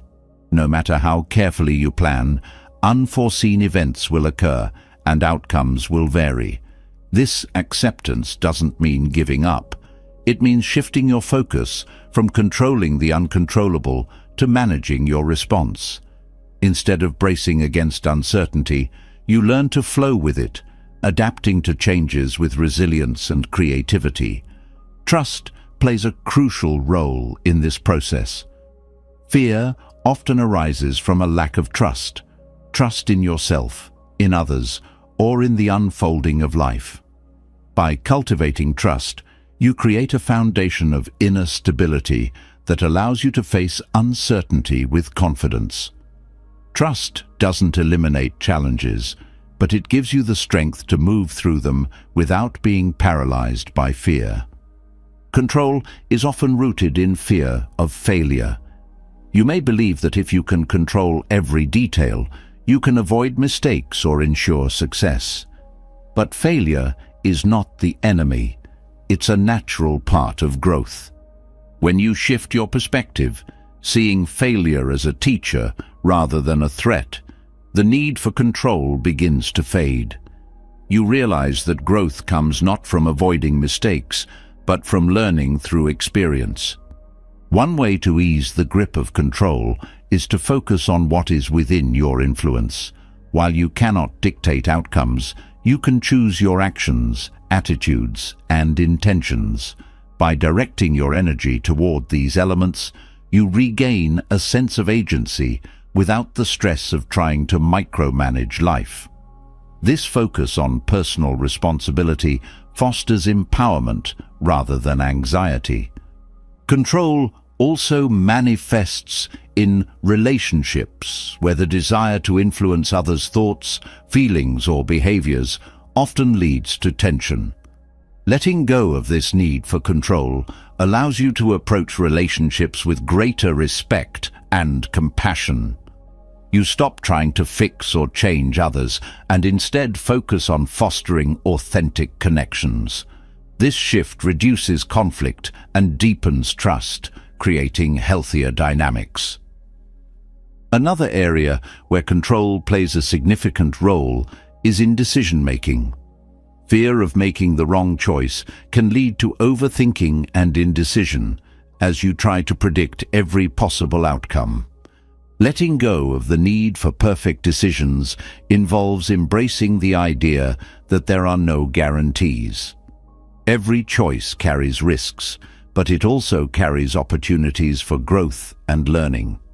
By accepting this, you free yourself from the paralysis of over-analyzing. Breathwork can serve as an anchor when the urge to control becomes overwhelming.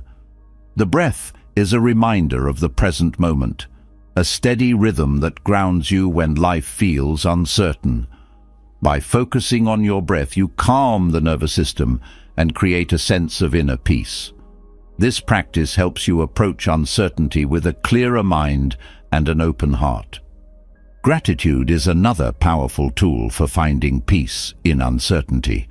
When you focus on what you already have, you shift your attention away from what you can't control.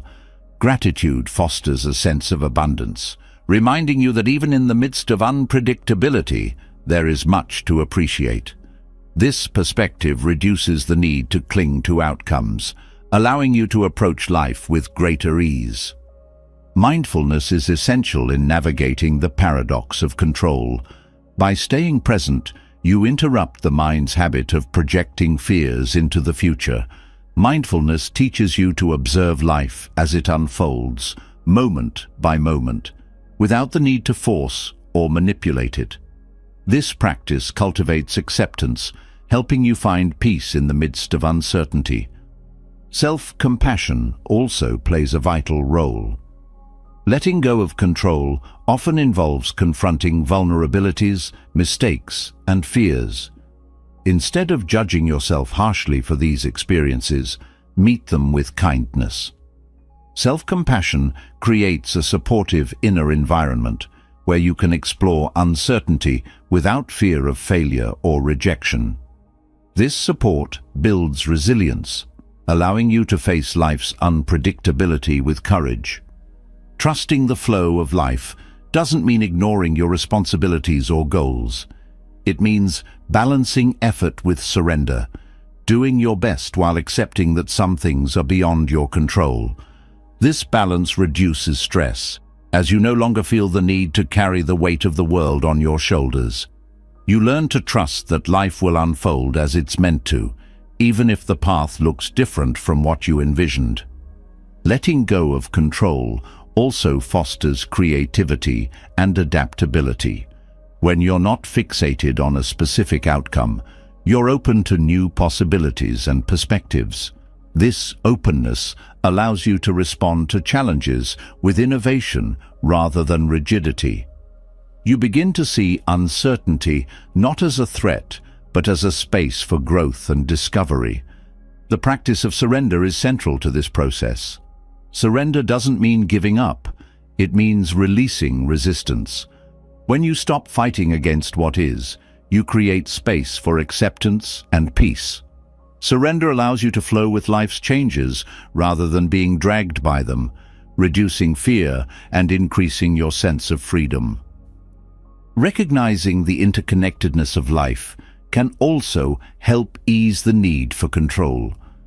You are part of a larger web of relationships, events, and forces that influence each other in ways you cannot always see. This awareness humbles the ego, reminding you that while your actions matter, you are not solely responsible for the course of life.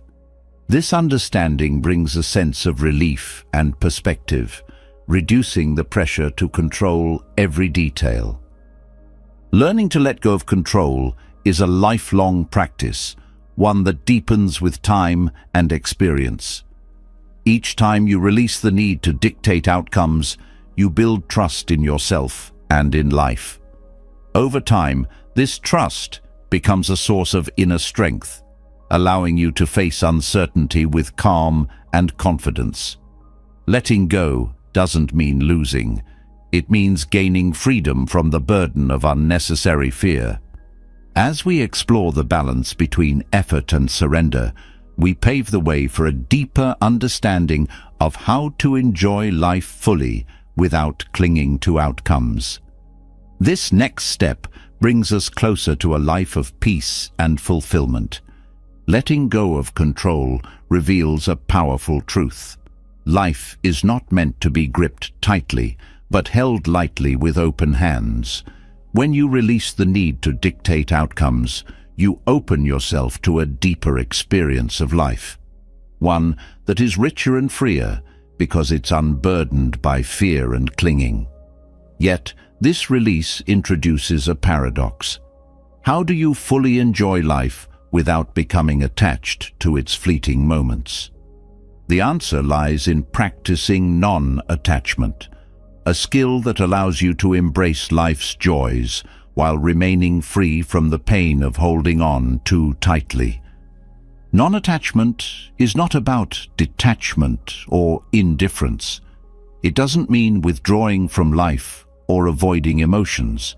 Instead, it's a way of engaging deeply with the present while understanding that everything is impermanent.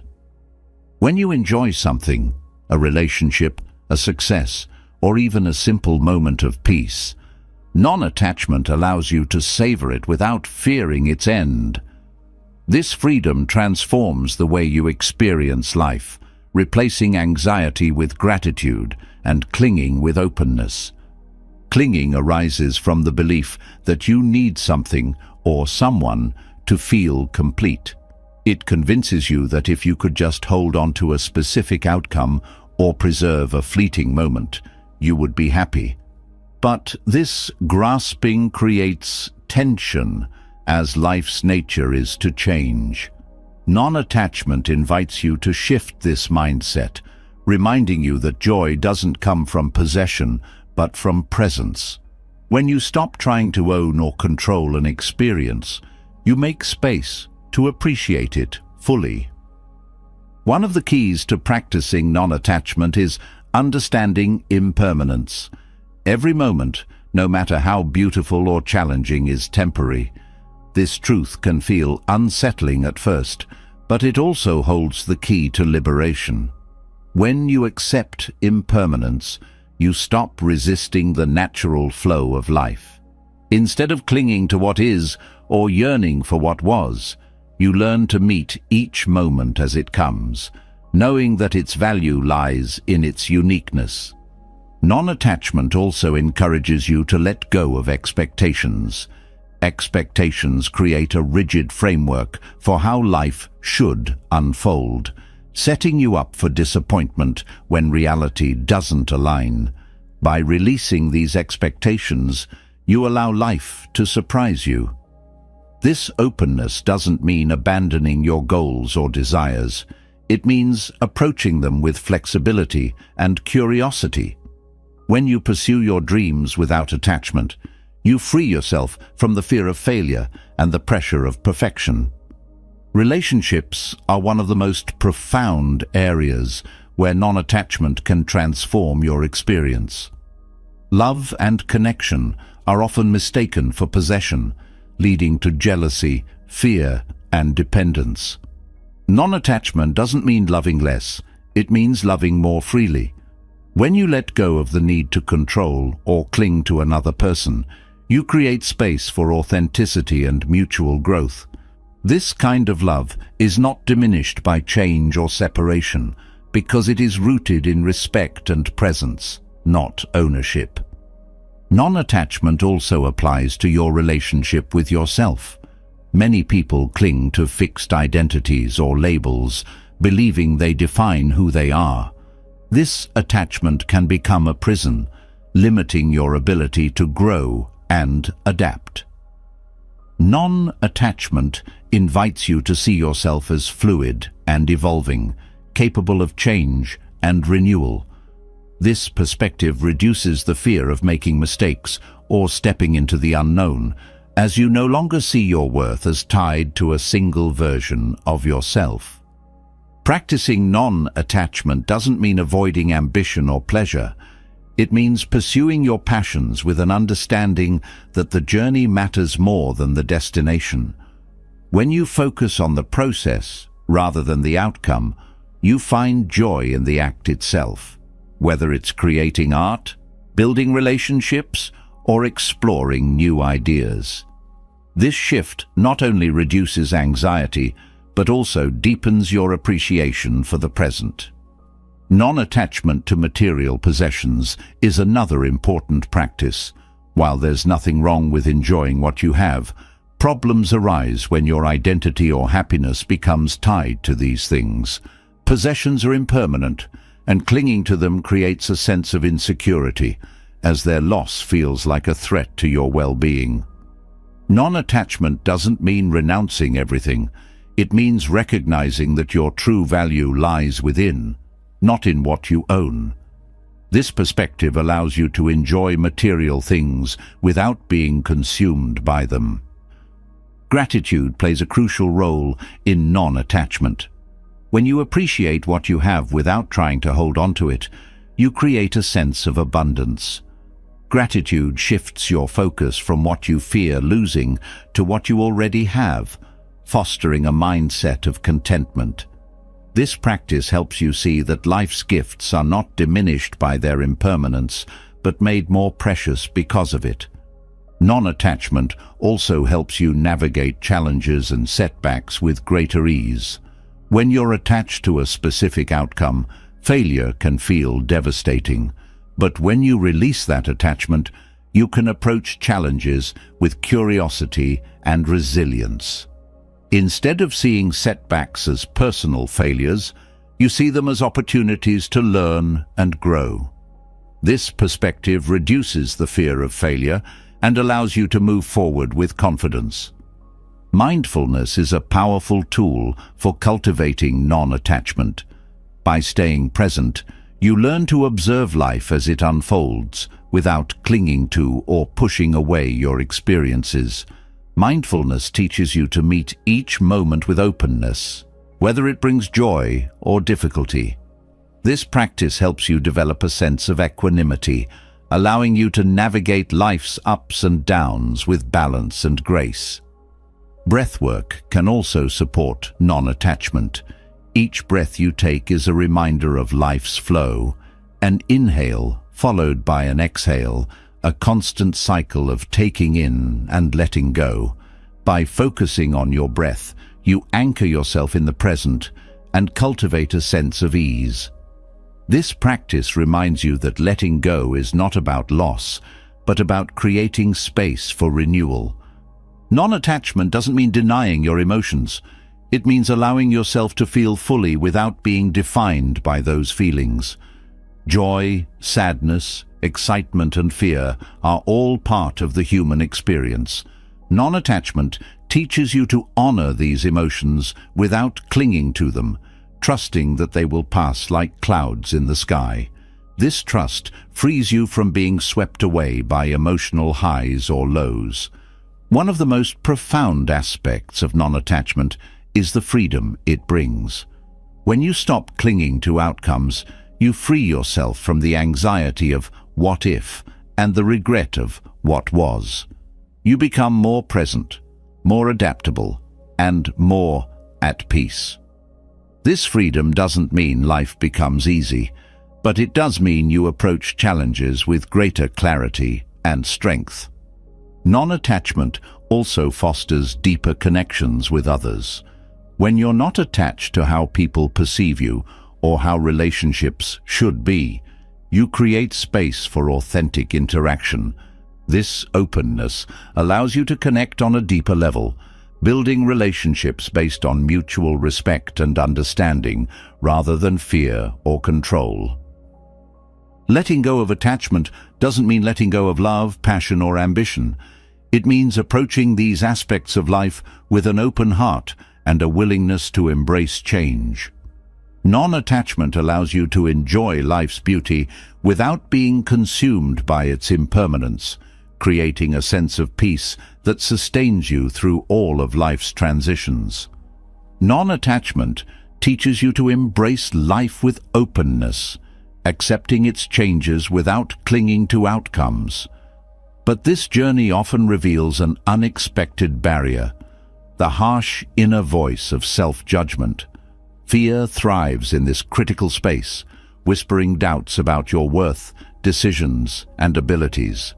To truly overcome fear, you must turn inward with compassion, replacing judgment with kindness. Self-compassion is not indulgence. It's a profound act of courage that allows you to meet fear and failure with resilience, transforming your relationship with yourself. Fear of failure often stems from the stories we tell ourselves. These narratives paint mistakes as personal flaws, magnify shortcomings, and equate setbacks with unworthiness.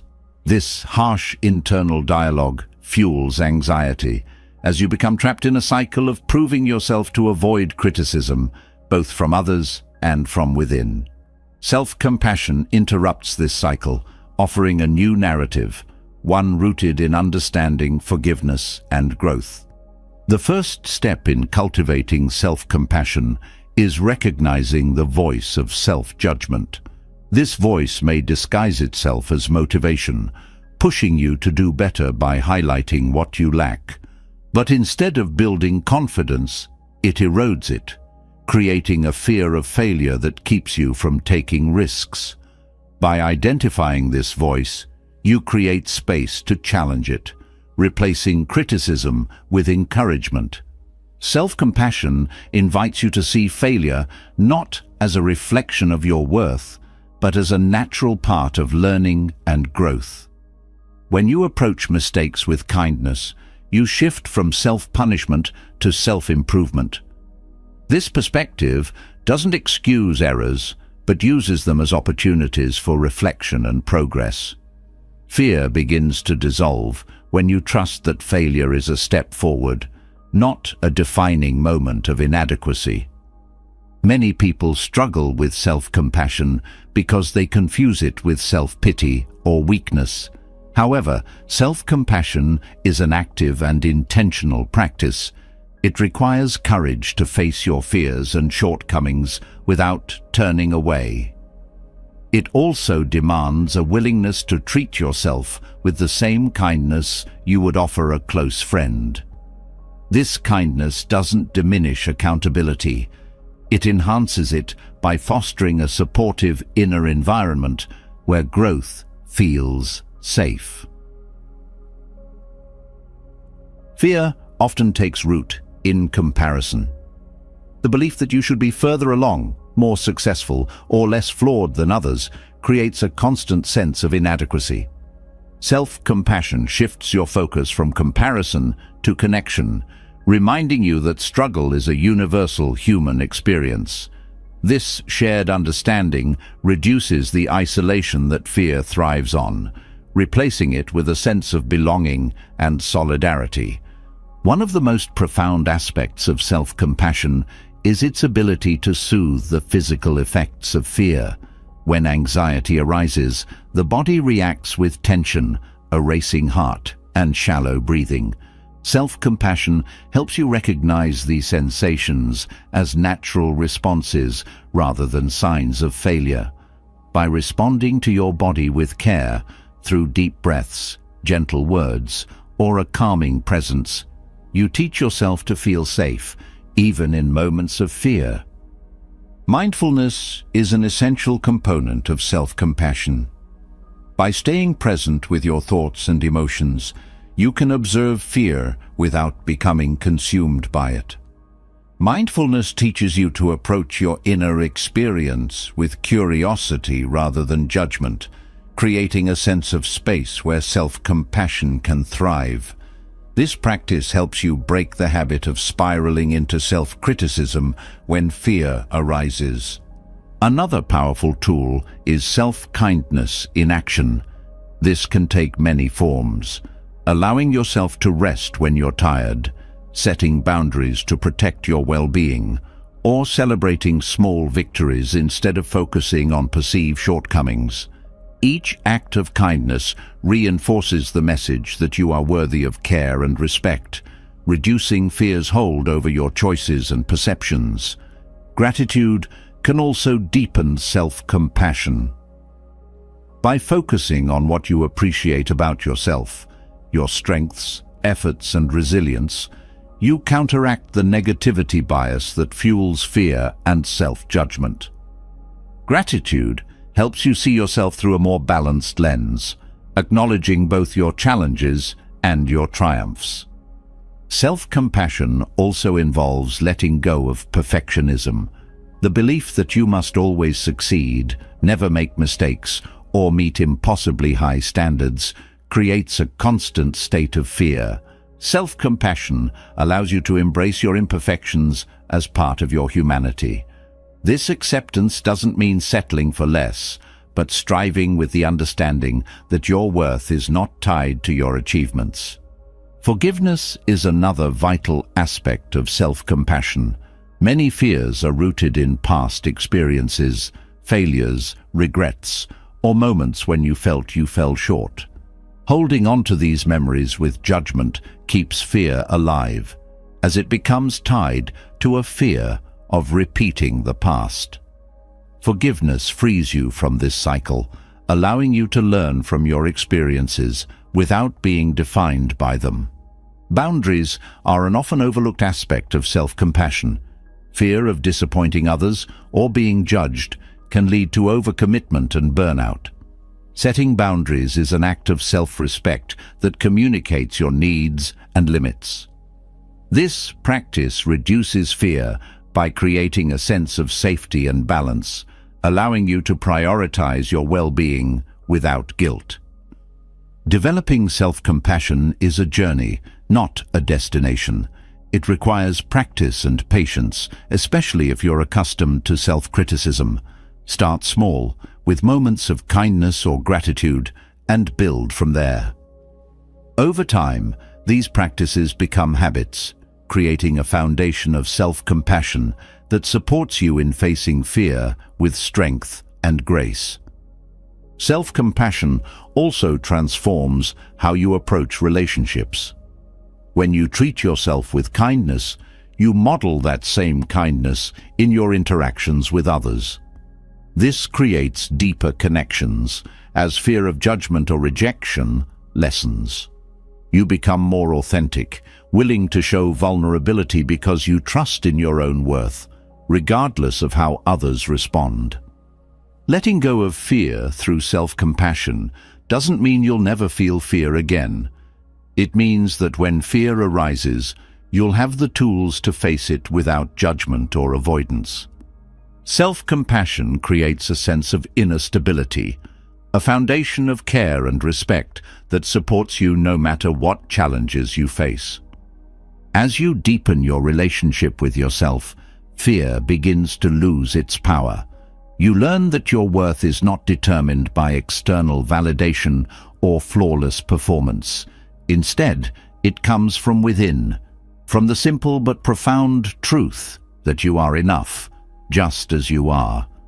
With this understanding, you can approach life's uncertainties with courage, resilience, and peace. Self-compassion lays the foundation for inner stability, helping you face fear with kindness rather than judgment. Yet, fear often manifests in the body before the mind fully recognizes it.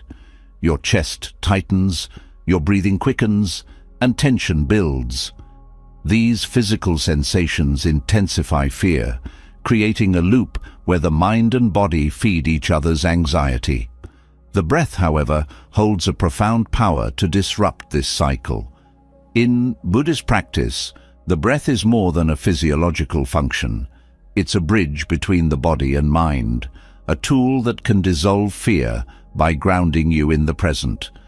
The breath is always with you, steady and reliable, yet it's easy to overlook its significance. When fear strikes, breathing becomes shallow and rapid, a signal that your body is entering a state of heightened alert. This response, while natural, can escalate anxiety if left unchecked. Mindful breathing, on the other hand, offers a way to calm the body and bring clarity to the mind. By consciously slowing your breath, you interrupt fear's momentum, creating space for awareness and ease. Breathing connects you to the present moment. Fear often pulls you into the future, spinning scenarios of what might happen, or drags you into the past, replaying moments of pain. The breath, however, is only ever here and now.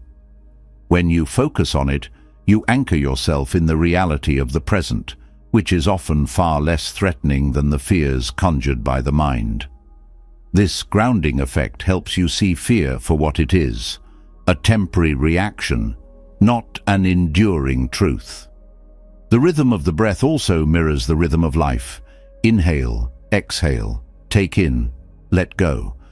When fear grips you, the breath reminds you that nothing is permanent, not even anxiety. Each exhale becomes an act of release, a way to let go of tension and the stories that fear creates.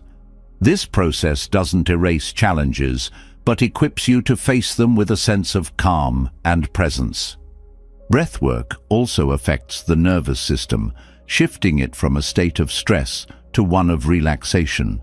Fear activates the sympathetic nervous system, triggering the fight-or-flight response. Mindful breathing, especially slow and deep breaths, engages the parasympathetic nervous system, signaling to your body that it's safe to relax. This physiological shift reduces the intensity of fear, making it easier to approach challenges with clarity. Mindful breathing is simple yet profound.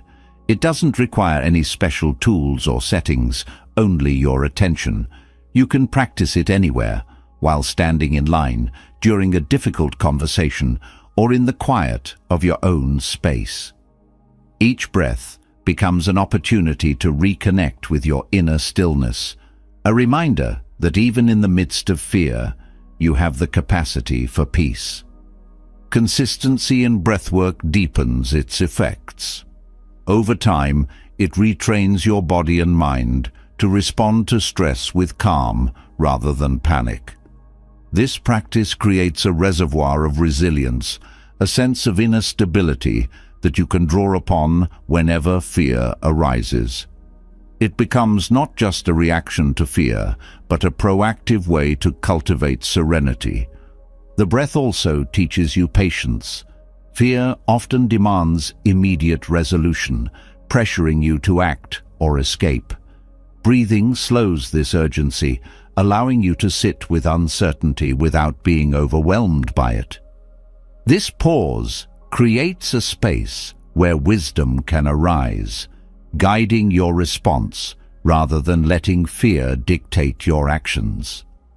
Breath awareness enhances mindfulness.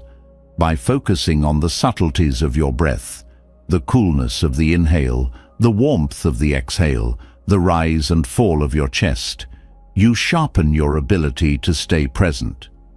This mindfulness extends beyond the practice itself, helping you approach life's challenges with greater attention and intentionality.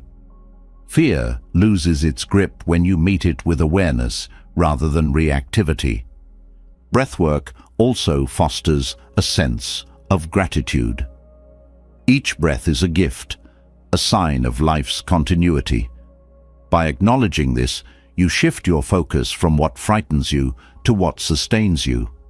Gratitude, even for something as simple as breathing, counters fear's tendency to focus on lack or danger, creating a more balanced perspective. In moments of fear, the breath acts as an anchor. When your thoughts spiral or your body tenses, returning to the breath grounds you in something steady and familiar. This anchor doesn't eliminate fear, but prevents it from carrying you away. Over time, this practice builds trust in your ability to navigate difficult emotions without being consumed by them. The breath also connects you to your body. Fear often pulls you into your mind, detaching you from the physical sensations that accompany it. By focusing on your breath, you reintegrate body and mind, creating a sense of wholeness. This connection reduces the fragmentation that fear can create, fostering a sense of unity and balance. Breathing with intention also enhances self-compassion. Each breath becomes a gesture of care, a way of nurturing yourself in the face of fear. This kindness softens the edges of anxiety, reminding you that you are deserving of peace, even in challenging moments. Incorporating breathwork into your daily routine amplifies its benefits. Whether it's through formal meditation or brief moments of awareness throughout the day, regular practice strengthens your ability to remain calm under pressure. This consistency transforms mindful breathing from a reactive tool to a foundational habit, one that supports you in all aspects of life. Breathwork also invites you to explore the spaciousness within yourself. Fear often feels all-consuming, but the breath reminds you that there is more to you than your anxiety. With each inhale and exhale, you tap into a deeper sense of presence, one that transcends fear and connects you to your inner strength. As you deepen your relationship with your breath, fear begins to lose its immediacy. It becomes less of a threat and more of a signal, a call to return to the present, to reconnect with yourself, and to approach life with openness and courage. This practice doesn't eliminate challenges, but equips you to meet them with clarity, resilience, and peace. Through the breath, you discover a profound truth. You are not your fear. Fear is a passing experience, but the breath is a constant companion, always guiding you back to stillness. With this foundation, you can approach the storms of life with a calm heart, knowing that you have the tools to weather them. The breath serves as a gateway to calm, anchoring you in the present and reminding you of your inner strength. Yet, life's storms often require more than a moment of stillness. They demand the cultivation of equanimity, a deep and lasting stability that allows you to face challenges without being consumed by fear or despair. Equanimity is not about suppressing emotions or ignoring difficulties. It's about maintaining balance, no matter how turbulent the circumstances, and responding to life's uncertainties with clarity and courage. Equanimity begins with perspective. Fear often narrows your vision, making challenges appear larger and more overwhelming than they truly are. By cultivating a broader perspective, you can see difficulties as part of a larger picture rather than insurmountable obstacles. This shift reduces their emotional weight, allowing you to approach them with calm and reason. Perspective doesn't dismiss challenges. It helps you place them within the context of your resilience and resources. Acceptance is a cornerstone of equanimity. Resistance to life's challenges often intensifies fear and stress, as you expend energy fighting against what cannot be changed. Acceptance doesn't mean passivity or giving up. It means acknowledging reality as it is, without unnecessary judgment or resistance. When you accept what is beyond your control, you free yourself to focus on what you can influence, cultivating a sense of calm and agency. Equanimity also involves cultivating emotional balance. Fear often triggers reactive emotions like anger, frustration, or despair, which can cloud judgment and exacerbate challenges. Emotional balance doesn't mean suppressing these feelings. It means recognizing and managing them with mindfulness. By observing your emotions without judgment, you create space to respond thoughtfully rather than reacting impulsively. This practice builds inner stability, allowing you to navigate life's ups and downs with greater ease. One powerful way to develop equanimity is through the practice of gratitude. Gratitude shifts your focus from what is lacking or challenging to what is present and sustaining. Even amid difficulties, there are always moments of light, small acts of kindness, lessons learned, or inner strengths revealed. By cultivating gratitude, you balance the weight of challenges with the recognition of life's gifts, fostering a sense of peace and resilience. Self-awareness is essential for equanimity. Many fears and anxieties stem from unexamined beliefs, assumptions, or habits. By turning inward with curiosity, you can identify the patterns that fuel stress and begin to shift them. Self-awareness helps you understand your triggers and responses, allowing you to approach challenges with greater clarity and intention. This awareness is not about self-criticism, but about understanding yourself deeply, which strengthens your ability to remain calm and composed. Mindfulness continues to be a vital tool in building equanimity.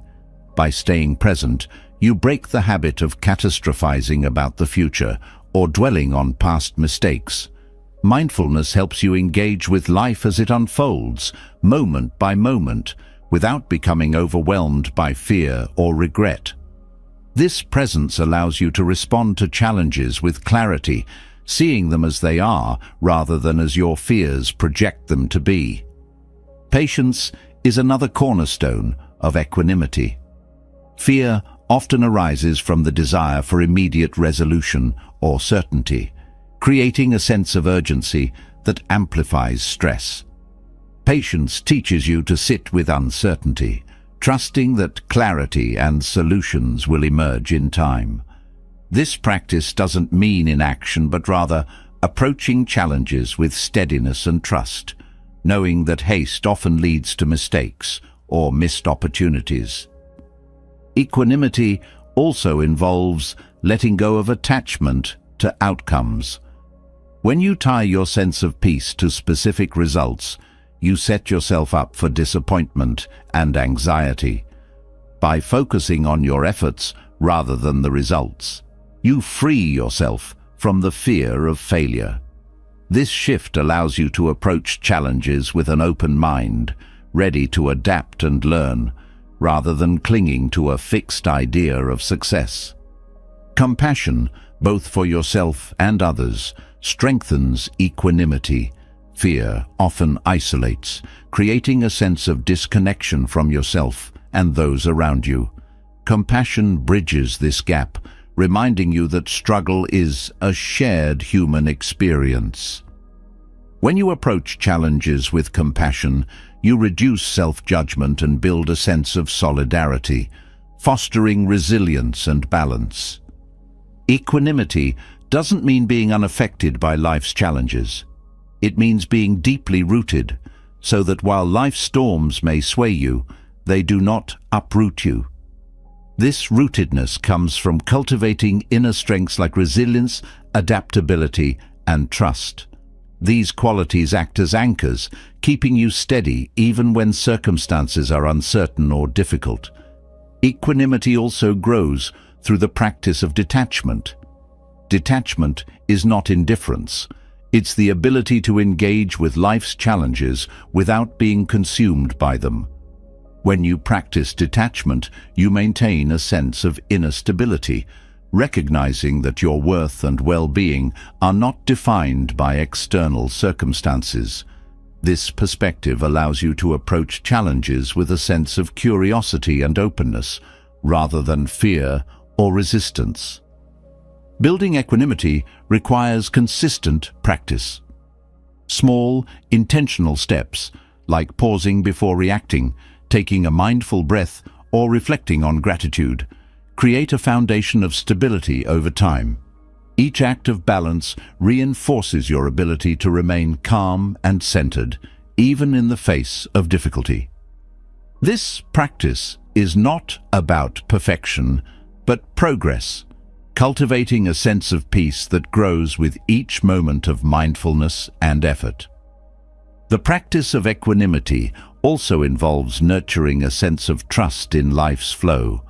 Fear often arises from the belief that you must control or anticipate every outcome. Trust reminds you that life, while unpredictable, often provides what you need to grow and learn. This trust doesn't eliminate challenges, but transforms how you face them, replacing fear with a sense of openness and curiosity. Equanimity helps you see challenges as opportunities for growth. Life's storms, while difficult, often reveal strengths, insights, and connections that you might not have discovered otherwise. By approaching challenges with equanimity, you shift your focus from what is lost to what can be gained, fostering a sense of resilience and hope. As you cultivate equanimity, you create a foundation of inner peace that supports you through life's uncertainties. This peace is not about avoiding challenges, but about meeting them with balance and strength, trusting in your ability to navigate whatever comes your way. Equanimity builds the foundation for facing life's storms with calm and clarity, but fear often signals more than mere turbulence. It points to opportunities for growth. Fear thrives at the edges of your comfort zone, warning you of risk, but also hinting at untapped potential. By transforming fear into a catalyst for growth, you unlock wisdom and strength that cannot be found within the safety of what is familiar. Instead of running from fear, you learn to step into it, embracing the discomfort as a pathway to deeper understanding and personal evolution. Fear often feels like a wall, but in truth, it's more like a door. It blocks your way only until you choose to approach it, and when you do, it reveals what lies on the other side: new experiences, perspectives, and possibilities. Avoiding fear may feel safe, but it also limits your life, keeping you confined to what is known. Growth requires stepping through the door, even when uncertainty looms on the other side. The discomfort of fear arises because growth demands change, and change often disrupts the status quo. Your mind, wired for survival, prefers the familiar, associating it with safety. Yet the very act of staying within your comfort zone creates stagnation. Fear, then, becomes a signal that you are at the edge of transformation, inviting you to expand beyond what you thought possible. Stepping into fear doesn't mean leaping recklessly into the unknown. It means approaching challenges with intention and courage. recognizing that fear is a companion on the path to growth, not an obstacle to be avoided. This shift in mindset transforms fear from a barrier into a teacher, showing you where you have room to evolve. When you confront fear, you dismantle its power over you. Fear often thrives on avoidance, growing larger and more intimidating the longer it is ignored. By facing it directly, you shrink its influence, proving to yourself that you're capable of handling uncertainty and discomfort. Each step you take outside your comfort zone reinforces your resilience, building confidence that you can face whatever comes. Growth through fear often involves vulnerability. Trying something new, pursuing a goal, or stepping into unfamiliar territory exposes you to the possibility of failure, rejection, or discomfort. Vulnerability, however, is not weakness. It is the birthplace of courage and connection. By embracing your vulnerability, you open yourself to experiences that deepen your understanding of yourself and the world around you. Fear is often tied to the fear of failure, but failure itself is not the enemy. Failure is a natural part of growth, a step along the path rather than a dead end. Each time you fail, you learn something valuable about your strengths, limitations, and opportunities for improvement. This perspective shifts failure from something to be feared to something to be embraced, knowing it is an essential ingredient in the process of becoming. Stepping outside your comfort zone also strengthens your adaptability. Life is inherently unpredictable, and clinging to the familiar can leave you unprepared for change. By challenging yourself to face fear and navigate uncertainty, you develop the flexibility and resourcefulness needed to thrive in a dynamic world. This adaptability becomes a source of strength, allowing you to approach life's challenges with creativity and confidence. Transforming fear into growth requires self-awareness. Fear often masks itself as logic or caution, convincing you to stay where you are. By examining your fears with curiosity, you can discern which ones are based on real threats and which are simply the mind's attempt to maintain the status quo. This self-awareness empowers you to make conscious choices rather than being driven by unconscious fears. Mindfulness plays a crucial role in this process. Fear often pulls your attention into the future, creating scenarios of what might go wrong. Mindfulness grounds you in the present, helping you approach challenges with clarity rather than being overwhelmed by hypothetical outcomes. By staying present, you can respond to fear with intention, seeing it as a signal to explore rather than retreat. Support from others can also help you transform fear into growth. Fear often isolates, making you feel as though you must face challenges alone. Sharing your fears with trusted friends, mentors, or communities provides encouragement and perspective, reminding you that growth is a shared human experience. This connection reduces the weight of fear, making it easier to take the next step. Gratitude can also shift your relationship with fear. Instead of focusing on what you might lose, gratitude reminds you of what you have gained through previous challenges. Each time you faced fear and grew stronger, you added to your reservoir of courage and resilience. Gratitude for these experiences builds trust in your ability to navigate future uncertainties. Breathwork remains a valuable tool for managing fear as you step outside your comfort zone. The physical sensations of fear, racing heart, shallow breath, tension, can be overwhelming, but the breath offers a way to calm these reactions. By breathing deeply and intentionally, you signal to your body that it is safe, creating a sense of stability that supports you in moving forward. Stepping into fear also deepens your sense of purpose. Growth often involves pursuing goals or values that matter deeply to you, even when they require courage and risk. Fear highlights what is important, guiding you toward what aligns with your true self. This alignment with purpose gives you the motivation and strength to face fear, knowing that the journey is meaningful. Each step outside your comfort zone expands what you believe is possible. What once felt intimidating becomes familiar, creating a new baseline of confidence. This expansion is not about conquering fear, but about integrating it into your journey, recognizing it as a natural part of growth rather than a sign of weakness. The wisdom behind stepping outside your comfort zone lies in the realization that fear is not the end of the story. It is the beginning.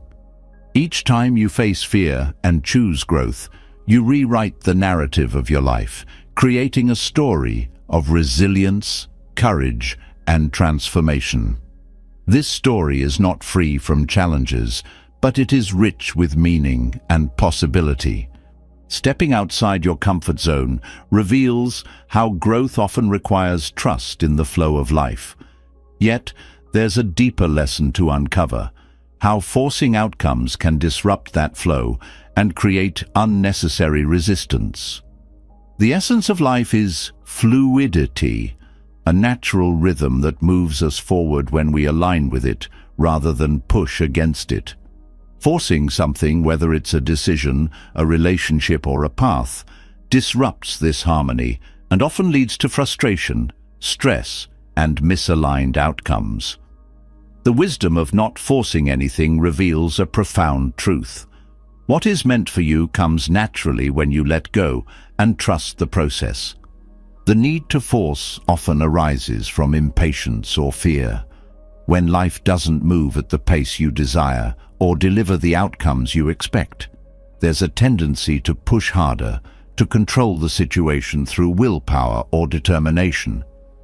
While effort and persistence are important, they must be balanced with acceptance and surrender. Forcing something that isn't ready to unfold creates tension, like trying to open a flower bud before it blooms.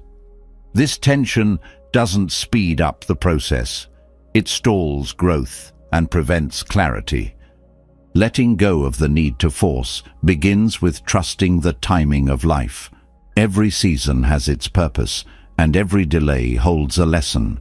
When you accept that some things take time, you free yourself from the stress of trying to control what is beyond your influence.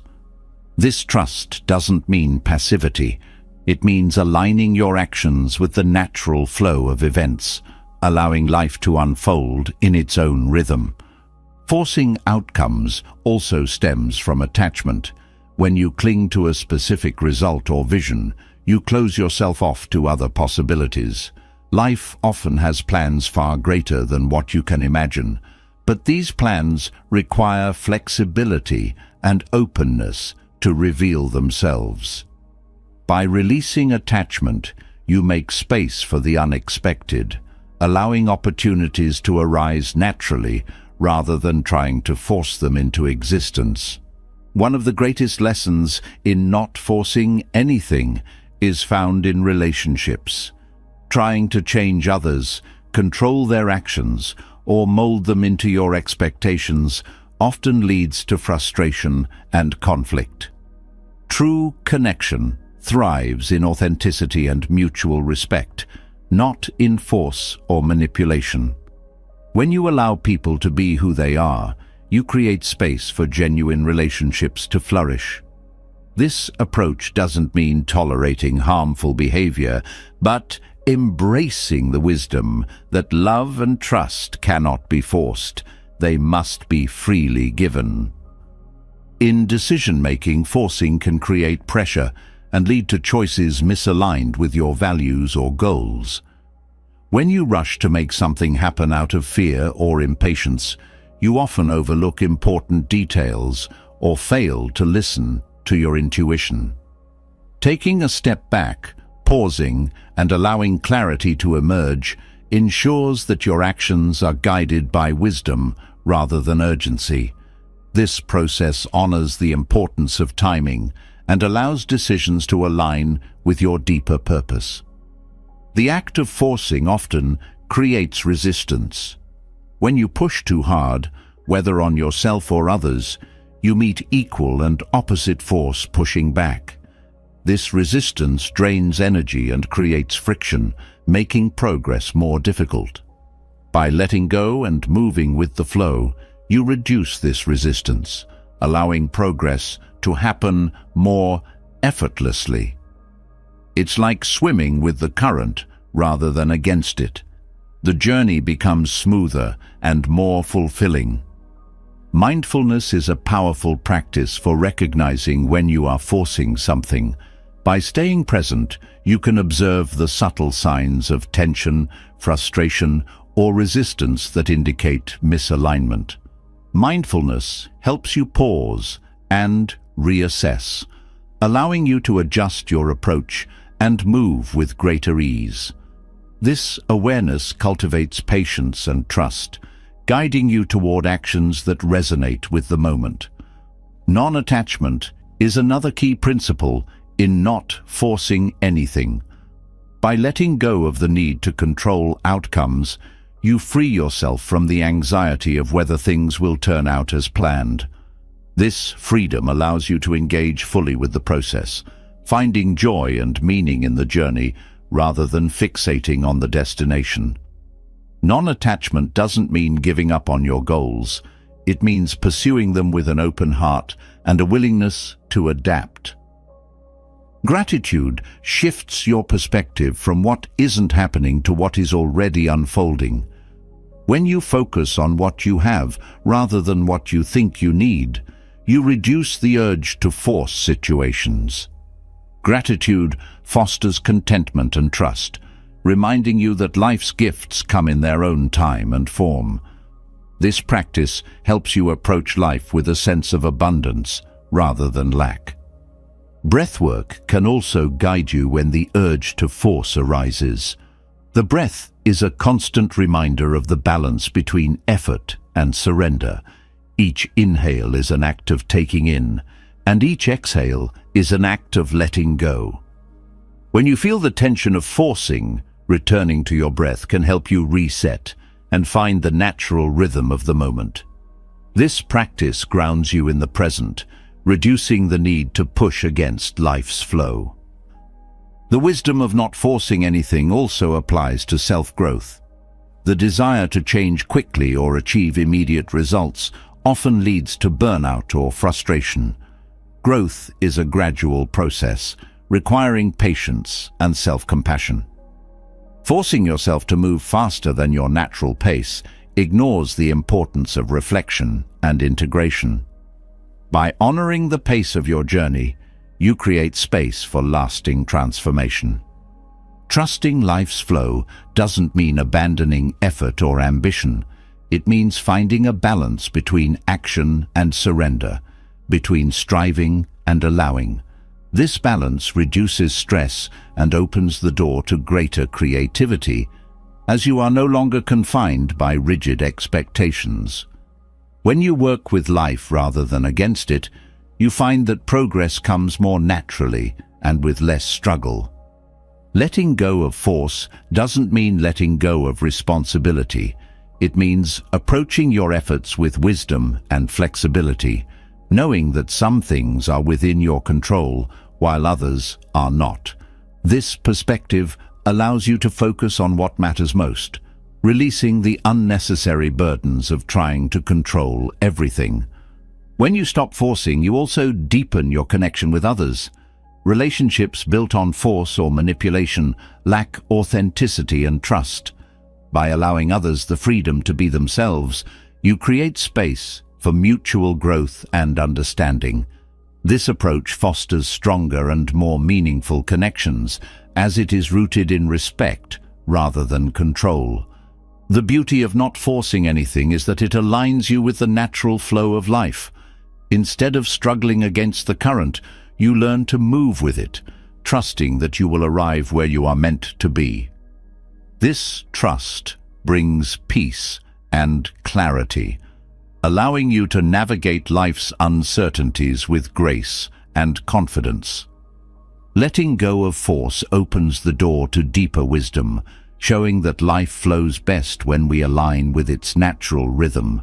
Yet even as we release control, the mind often resists.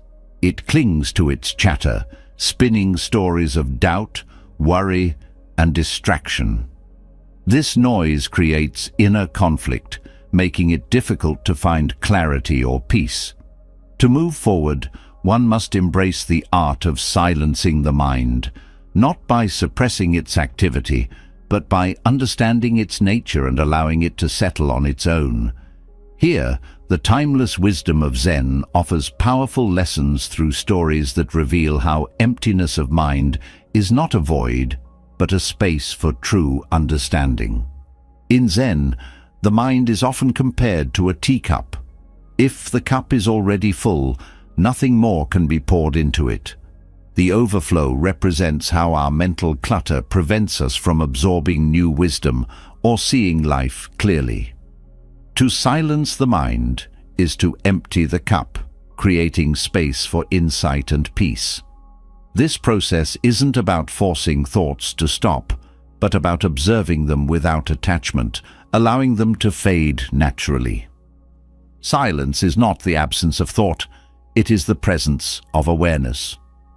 The first story centers on a teacher who welcomed a learned scholar seeking enlightenment. The scholar began speaking endlessly of his knowledge, leaving no room for dialogue. The teacher served tea, pouring until the cup overflowed. Startled, the scholar exclaimed, "Stop! The cup is full!" The teacher smiled, replying, "Like this cup, your mind is full. How can I teach you unless you first empty it?" The lesson is clear. The mind must let go of its rigid certainties to make room for growth. Silence creates that space, allowing us to release the need to know everything and embrace the wisdom of not knowing. Another Zen story speaks of a farmer whose horse ran away. Neighbors sympathized, saying, "What bad luck?" The farmer calmly replied, "Maybe." Later, the horse returned with a group of wild horses. "What good fortune," they said. Again he replied, "Maybe." When his son broke his leg taming a horse, they exclaimed, "How terrible!" He answered, "Maybe." Shortly after, soldiers came to recruit for war, but left his son due to the injury. The story reveals how the mind's constant labeling of events as good or bad fuels unnecessary tension. Silence teaches us to step back, withholding judgment and allowing life to unfold without rushing to conclusions. The third story involves a monk meditating by a river. A scorpion fell into the water, struggling. The monk reached to save it and was stung. Another passerby asked why he would help when the scorpion's nature was to sting. The monk replied, "Because it is my nature to save." The lesson lies in stilling the mind's arguments, whether to act, whether the effort is worth it, and choosing actions aligned with your true self. Silence is not just the absence of noise. It is the clarity that allows you to act from a place of integrity. Emptying the mind does not mean becoming thoughtless. It means freeing yourself from being ruled by thought. The mind is a tool, not a master. When thoughts are left unchecked, they create unnecessary narratives and anxieties. But when you observe thoughts without engaging, they lose their grip. This practice creates a spacious silence where the mind rests instead of reacts. It is here that true understanding arises. Silencing the mind requires patience and practice. The mind resists stillness, clinging to its habitual patterns of overthinking. Mindfulness provides a pathway to calm this resistance.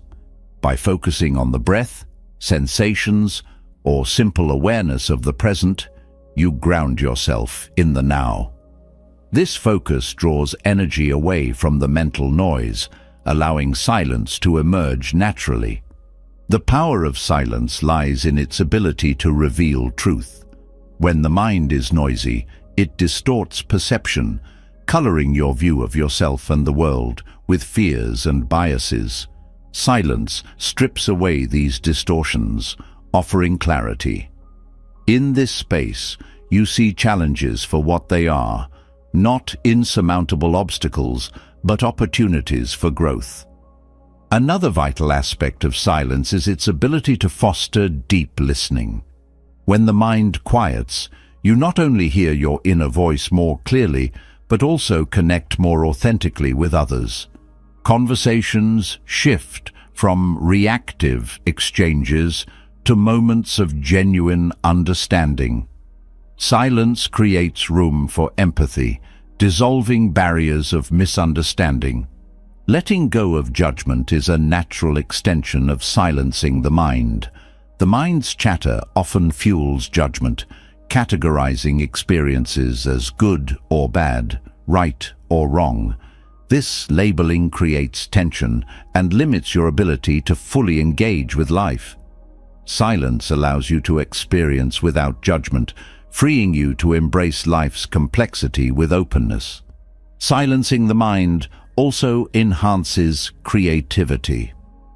The mental chatter that often distracts you from the present can block the flow of ideas and inspiration. When the mind quiets, creativity flows freely, unburdened by doubt or over-analysis. This is why many creative breakthroughs occur during moments of stillness or after periods of reflection. One of the greatest challenges in silencing the mind is the fear of emptiness. The mind often equates silence with void, assuming that without its constant activity, there is nothing. But silence is not emptiness. It is fullness without noise. It is a state where everything essential remains and everything unnecessary falls away. In this fullness, you find a deep connection to yourself and to life. Gratitude naturally arises in silence. When the noise subsides, you become aware of life's subtleties, a gentle breeze, the warmth of the sun, the rhythm of your breath. These moments, often overshadowed by the mind's busyness, become sources of profound appreciation. Gratitude deepens the silence, creating a cycle of peace and presence. Silence also nurtures resilience.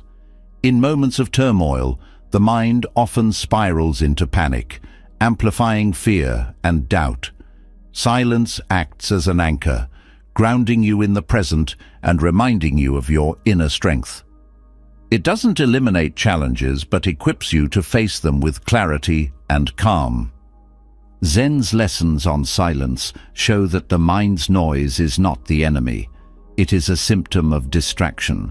By turning inward and embracing stillness, you reclaim the space within yourself.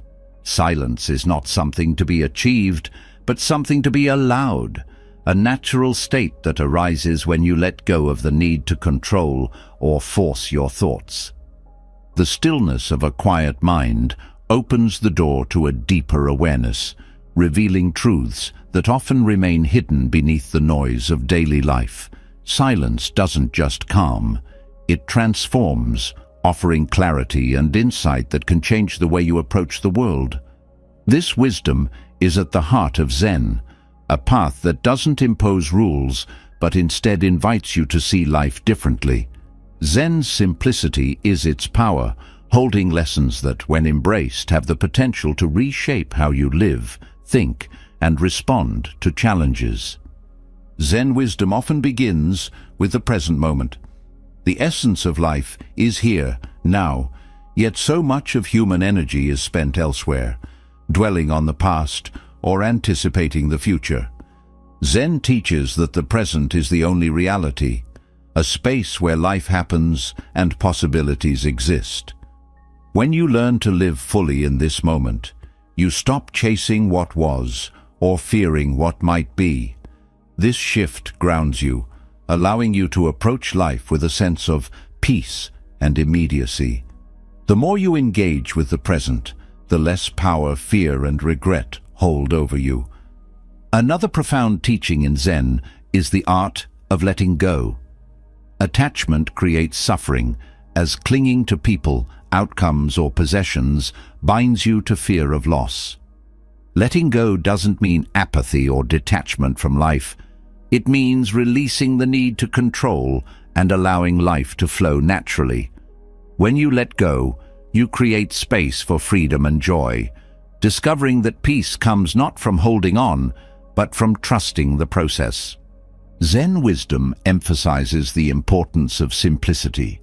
Life becomes complicated not because of its nature, but because of how it is approached. Adding layers of expectation, judgment, and distraction obscures the beauty of what is already there.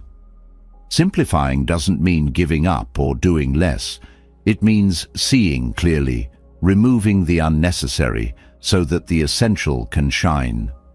This practice doesn't just declutter your surroundings, but also your mind, making space for greater clarity and peace.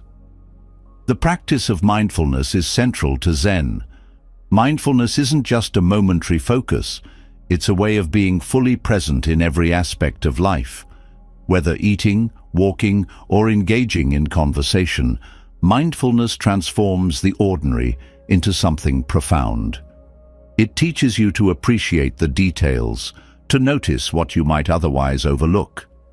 This attention deepens your connection to life, creating a sense of fulfillment that doesn't depend on external achievements. Zen also teaches the value of embracing uncertainty. Life's unpredictability often fuels anxiety, as the mind seeks to control or predict what cannot be controlled. Instead of resisting uncertainty, Zen invites you to welcome it as an integral part of existence. When you stop fighting against the unknown, you discover a sense of freedom and openness.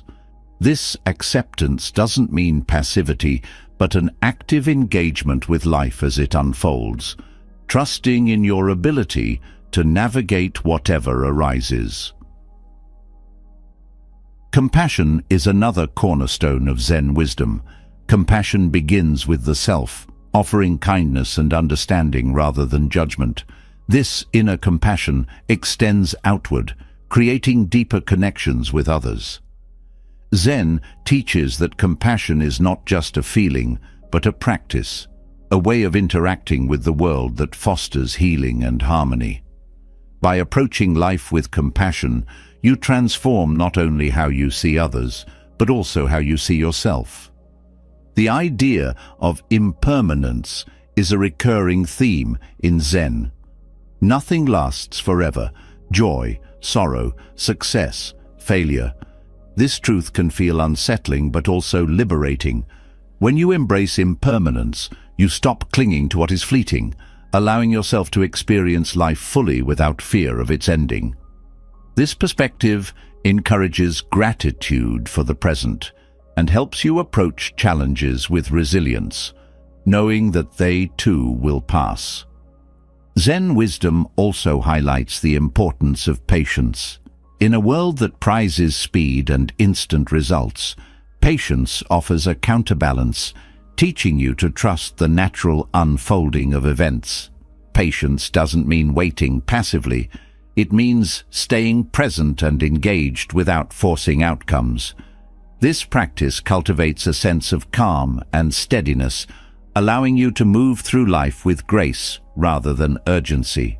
Silence, simplicity, mindfulness, and compassion are not abstract concepts in Zen. They are practices woven into daily life. Each moment becomes an opportunity to live these teachings, to deepen your connection to yourself and the world. Zen wisdom doesn't offer quick fixes or guarantees.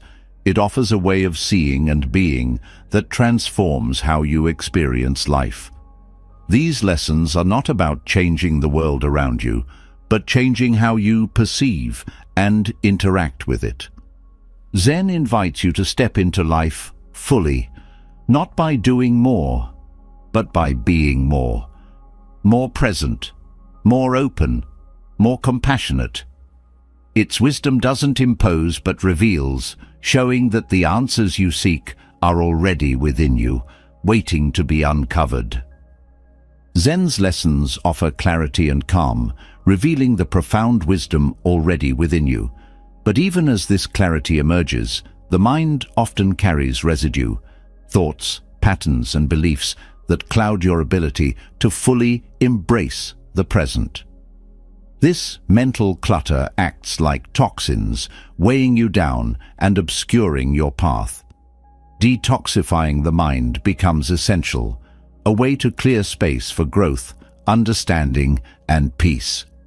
Through Buddha's teachings, we find powerful practices to cleanse the mind, enabling you to release what no longer serves you and embrace a life of balance and freedom.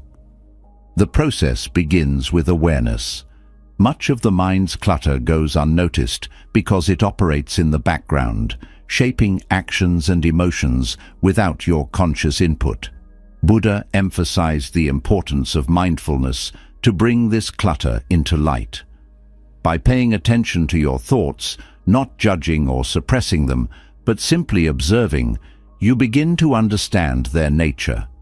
Awareness allows you to identify patterns that perpetuate negativity or fear, creating the first step toward release. A crucial element of mental detoxification is letting go of resentment. Holding on to anger or bitterness is like drinking poison and expecting someone else to suffer. Resentment traps you in a cycle of past grievances, stealing your peace and anchoring your mind in negativity.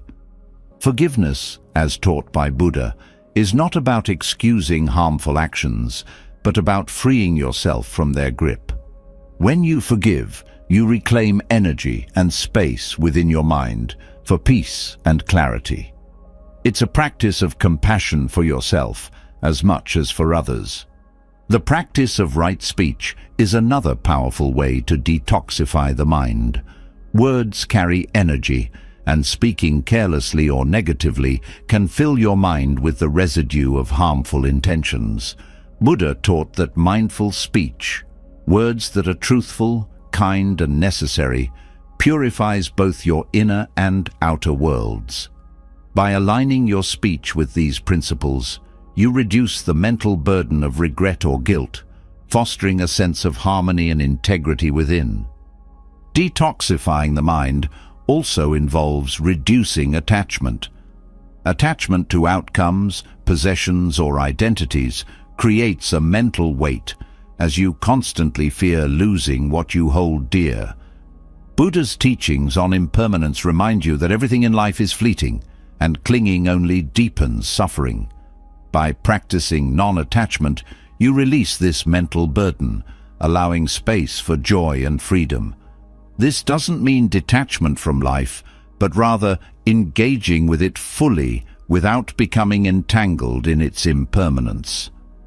Cultivating gratitude is another way to clear the mind of negativity. Gratitude shifts your focus from what is lacking to what is present, reducing the mental strain of comparison or dissatisfaction. Buddha's teachings encourage contentment as a way to find peace in the here and now. Gratitude doesn't ignore challenges, but balances them with recognition of life's gifts. This practice nurtures a sense of abundance, countering the mental toxicity of constant striving or envy. Silence and stillness are also essential for mental detoxification. The noise of daily life and the constant influx of information can overwhelm the mind, leaving little room for reflection or rest. Buddha emphasized the power of meditation as a way to cultivate inner silence. This stillness doesn't suppress thoughts, but allows them to settle naturally, like sediment in water. As the mind clears, you gain clarity and insight, reconnecting with your inner wisdom. Letting go of judgment is another step in detoxifying the mind. The tendency to judge yourself or others creates mental tension, as it often stems from fear or insecurity. Buddha taught that judgment clouds perception, preventing you from seeing things as they truly are. By practicing acceptance, you release the need to judge, creating space for understanding and connection. This shift fosters peace, as the mind no longer carries the weight of criticism. Mindful breathing serves as a powerful tool in this process.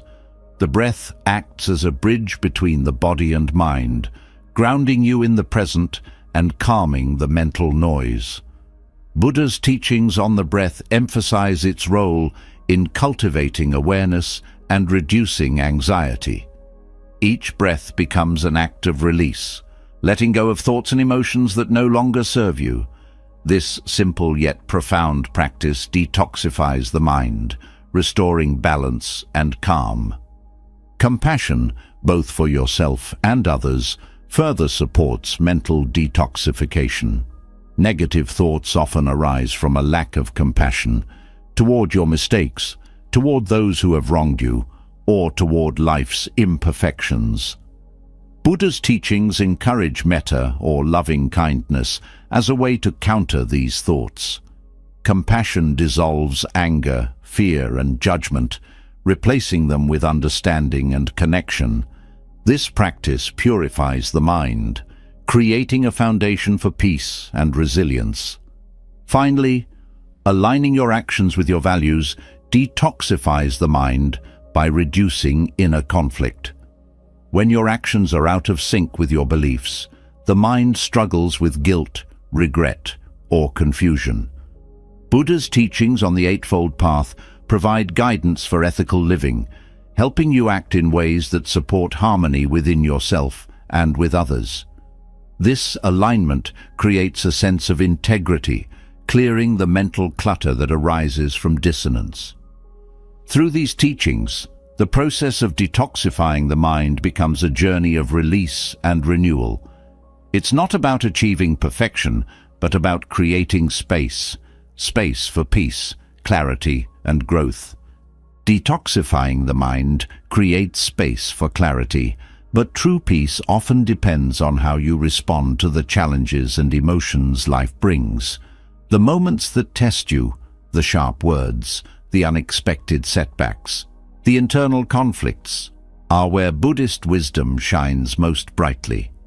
The power of not reacting transforms these challenges into opportunities for growth. By learning to control your emotions, you cultivate inner strength, breaking free from the patterns of impulsive reactions that often lead to regret or suffering. This practice is not about suppressing feelings, but understanding them deeply and choosing a response rooted in wisdom and compassion. The foundation of not reacting lies in awareness. When an emotion arises, it can feel like a wave, sudden and overwhelming. Without awareness, this wave carries you, pushing you into actions or words that you later regret. Awareness allows you to pause, to see the wave for what it is, a temporary surge of energy rather than an unstoppable force. This pause creates a space where you can choose how to respond instead of being driven by the emotion. Buddha's teachings emphasize that emotions are not the enemy. Anger, fear, sadness, and joy are all natural parts of the human experience. Problems arise not from the emotions themselves, but from the way they're handled. Reacting impulsively often magnifies the original emotion, creating cycles of misunderstanding, conflict, or inner turmoil. By observing emotions without immediately reacting, you break these cycles, reducing their intensity and impact. Breath awareness is a powerful tool in controlling reactions. The breath mirrors your emotional state, quickening when you're angry, tightening when you're afraid, softening when you're calm. By focusing on your breath, you anchor yourself in the present moment, reducing the hold of the emotion. This practice doesn't eliminate feelings, but but gives you the steadiness to engage with them thoughtfully. Not reacting also involves understanding the impermanence of emotions. No matter how strong an emotion feels in the moment, it will pass, just like waves returning to the ocean. Reacting impulsively often gives emotions a permanence they don't naturally have, as your reactions create lasting consequences. By sitting with emotions rather than acting on them, you allow them to flow through you without leaving unnecessary damage in their wake. Compassion plays a key role in controlling reactions, especially when dealing with anger or frustration toward others. It's easy to react defensively when you feel wronged, but compassion helps you see beyond the surface. Often, people's actions come from their own pain or misunderstanding. Responding with compassion doesn't mean tolerating harmful behavior, but it shifts your perspective from retaliation to resolution. This approach fosters peace rather than escalating conflict. Patience is another cornerstone of emotional control. Reacting often stems from a desire to resolve discomfort immediately, to say or do something that feels satisfying in the moment. Patience teaches you to sit with discomfort, trusting that clarity will come in time. This practice doesn't mean suppressing emotions, but allowing them the space to evolve naturally, often revealing insights that impulsive reactions would obscure. Mindfulness transforms how you relate to emotions. Instead of being swept away by them, mindfulness helps you observe them with curiosity and detachment. This practice reduces the power of emotions to control your actions, as you see them for what they are, passing experiences rather than fixed realities. Mindfulness also deepens your understanding of the patterns and triggers that drive your reactions, allowing you to address them at their root. Letting go of the need to be right is another essential element of not reacting. Many emotional reactions stem from the ego's desire to defend itself, to prove its worth or superiority. This need often leads to unnecessary conflict, as you react not to the situation itself, but to a perceived threat to your identity. By releasing this need, you free yourself to respond with wisdom and calm, focusing on resolution rather than winning. Gratitude helps shift your emotional state, creating a foundation of peace that makes it easier to respond thoughtfully. When you focus on what is going well, even in the midst of challenges, you reduce the intensity of negative emotions. Gratitude fosters resilience, reminding you that no single event or emotion defines your experience. Non-attachment also plays a crucial role. Many reactions come from attachment to specific outcomes or expectations. When things don't go as planned, frustration or disappointment arises, driving impulsive responses. By practicing non-attachment, you approach situations with openness, reducing the emotional weight of unmet expectations. This doesn't mean indifference, but a willingness to accept life as it unfolds, responding with grace rather than resistance. Silence can be one of the most powerful responses. When emotions run high, words often escalate rather than resolve the situation. Choosing silence allows you to pause, reflect, and respond with intention rather than impulse. Silence is not passive. It's an active choice to prioritize understanding over immediate expression. This space creates room for clarity and reduces the risk of saying something you might later regret. Aligning your actions with your values supports emotional control. When your responses reflect your core principles, kindness, patience, honesty, you create harmony within yourself. This alignment reduces the inner conflict that often fuels reactive behavior, as you are no longer acting against your better judgment. The practice of metta, or loving kindness meditation, strengthens your ability to respond with compassion and calm. By cultivating feelings of goodwill toward yourself and others, you create an inner environment of peace that reduces the likelihood of reactive behavior. Metta doesn't eliminate challenges, but equips you to face them with a steady heart. Buddha's wisdom reminds us that controlling emotions is not about suppression, but mastery. It's about creating a space where emotions can arise, be understood, and pass without controlling your actions. This mastery doesn't mean you will never feel anger, sadness, or fear. It means these emotions will no longer dictate your choices.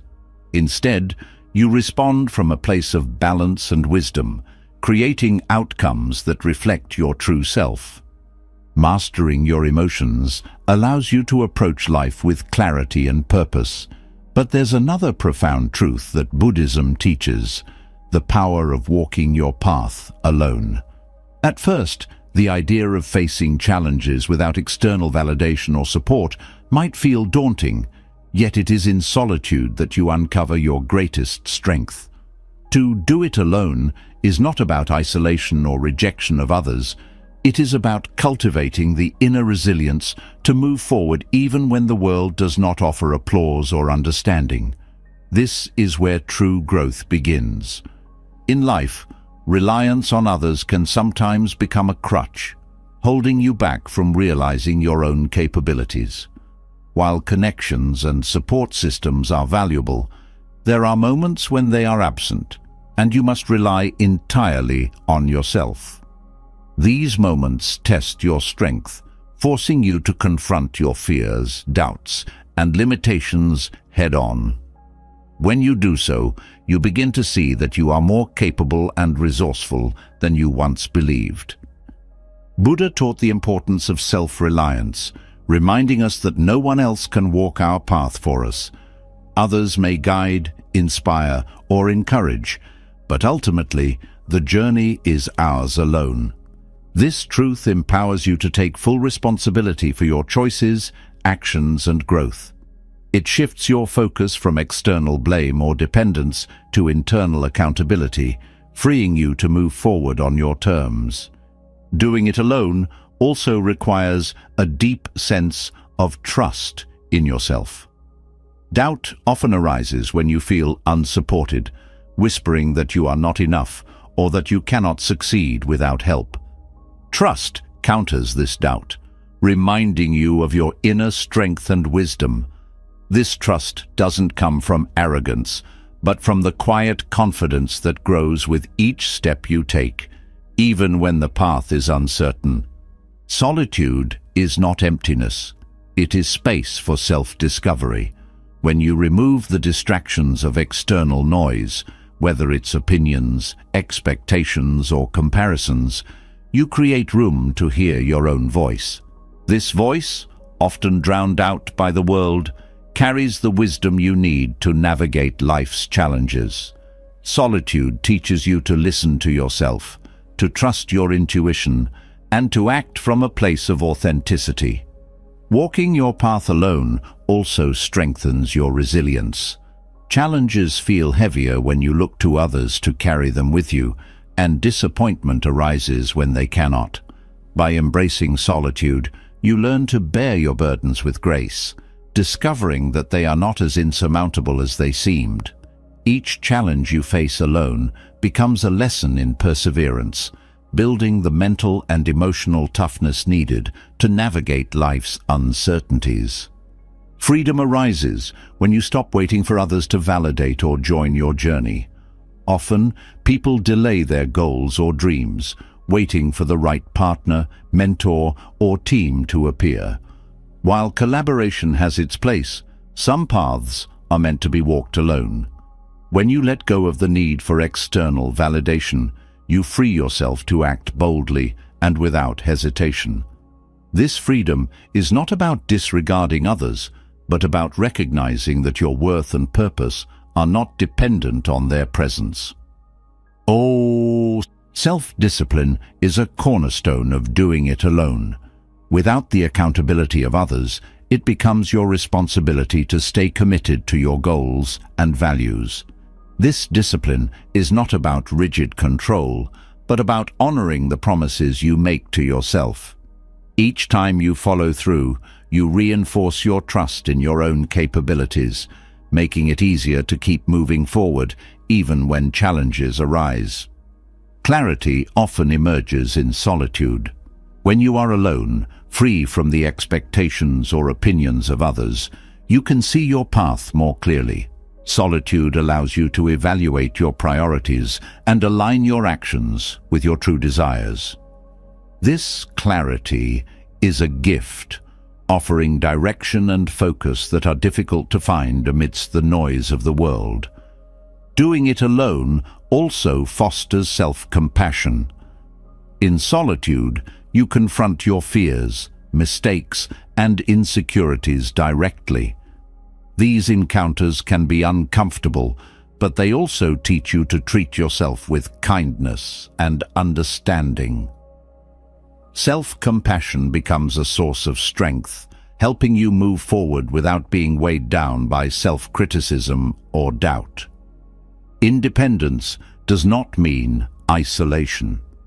Even as you walk your path alone, you remain connected to the world. Buddha taught that the journey inward often deepens your connection to others, as it helps you see them not through the lens of need, but through the lens of shared humanity. Doing it alone allows you to engage with others from a place of wholeness rather than dependency. Gratitude also plays a role in this journey. When you embrace solitude, you begin to appreciate the moments of connection and support that do arise, seeing them as gifts rather than necessities. This gratitude enriches your relationships, as it shifts your focus from what others owe you to what they offer freely. It reminds you that while you can walk your path alone, you are never truly alone in the grander sense. Walking your path alone often involves letting go of the fear of judgment. The fear of what others might think can be a powerful barrier, keeping you stuck in inaction or conformity. When you release this fear, you reclaim your freedom to act authentically, to pursue what matters most to you without hesitation. This courage transforms not only your actions, but also your sense of self-worth, as it is no longer tied to external approval. Patience is essential in this process. When you rely on yourself, progress can feel slower, as there are no shortcuts or external boosts. Patience teaches you to trust the journey, to recognize that each small step is a victory. This practice builds resilience as you learn to celebrate your progress without comparing it to others or seeking validation. Doing it alone fosters a profound sense of accomplishment. Each milestone you reach, each challenge you overcome, is a testament to your strength and determination. This sense of accomplishment is not about pride, but about self-respect, a quiet acknowledgement of your ability to persevere and grow. Walking your path alone teaches self-reliance, clarity, and the power of trusting your inner strength. Yet, even with this independence, the mind often struggles with the pull of the past and the tug of the future. Regret over what was and worry about what could be create an invisible weight that drags you from the freedom of the present. Living fully in the here and now offers the ultimate antidote to this mental tug-of-war, providing a profound sense of peace, clarity, and fulfillment that no amount of overthinking can deliver. The present moment is the only reality, yet it is often overlooked. The mind races, filling itself with memories that cannot be changed, or crafting scenarios of what may come, none of which exist except as thoughts. This mental activity drains energy and creates unnecessary anxiety, as your attention is split between two places you cannot control, the past and the future. By focusing on the present, you reclaim that energy, grounding yourself in what is real and within reach. Living in the present doesn't mean ignoring the lessons of the past or neglecting plans for the future. It means using the past as a source of wisdom and the future as a space for intention while fully engaging with the now. The present moment is where action happens, where change occurs, and where life unfolds. The more you focus on it, the more you align with the flow of life, reducing the friction caused by dwelling elsewhere. Anxiety thrives on what-ifs, spinning endless possibilities that rarely come to pass. The present moment cuts through this noise, offering clarity and simplicity. Here, there is no room for speculation, only what is, as it is. By fully embracing the now, you stop feeding the cycle of worry, allowing your mind to rest. This rest isn't passive, it's a state of active presence where you engage fully with life as it happens. The breath serves as a powerful anchor to the present. Unlike the mind, which constantly moves between timelines, the breath is always in the now. Paying attention to your breath draws you back to this moment, grounding you in your body and surroundings. This practice not only calms the mind, but also enhances awareness, helping you notice the details of life that often go unnoticed in the rush of thought. Letting go of judgment is essential for living in the present. The mind often labels experiences as good or bad, creating resistance to what is. This resistance pulls you out of the moment as you dwell on why things are not as you wish them to be. By releasing judgment, you accept life as it unfolds, finding peace in its natural flow. This acceptance doesn't mean passivity, but a willingness to engage with life as it is, rather than as you think it should be. Gratitude naturally arises in the present. When you focus on what is happening now, you become aware of life's small but profound gifts: the warmth of the sun, the sound of laughter, the feeling of connection. Gratitude shifts your perspective from what is missing to what is here, reducing anxiety and fostering contentment. This practice deepens your sense of abundance, reminding you that the present holds more than enough. Living in the present also enhances relationships. When you are fully engaged in the now, you listen more deeply, connect more authentically, and respond with greater intention. The distractions of past grievances or future worries no longer cloud your interactions, allowing you to be fully present with others. This presence strengthens bonds, creating relationships built on genuine connection rather than distraction. Mindfulness transforms how you experience the present.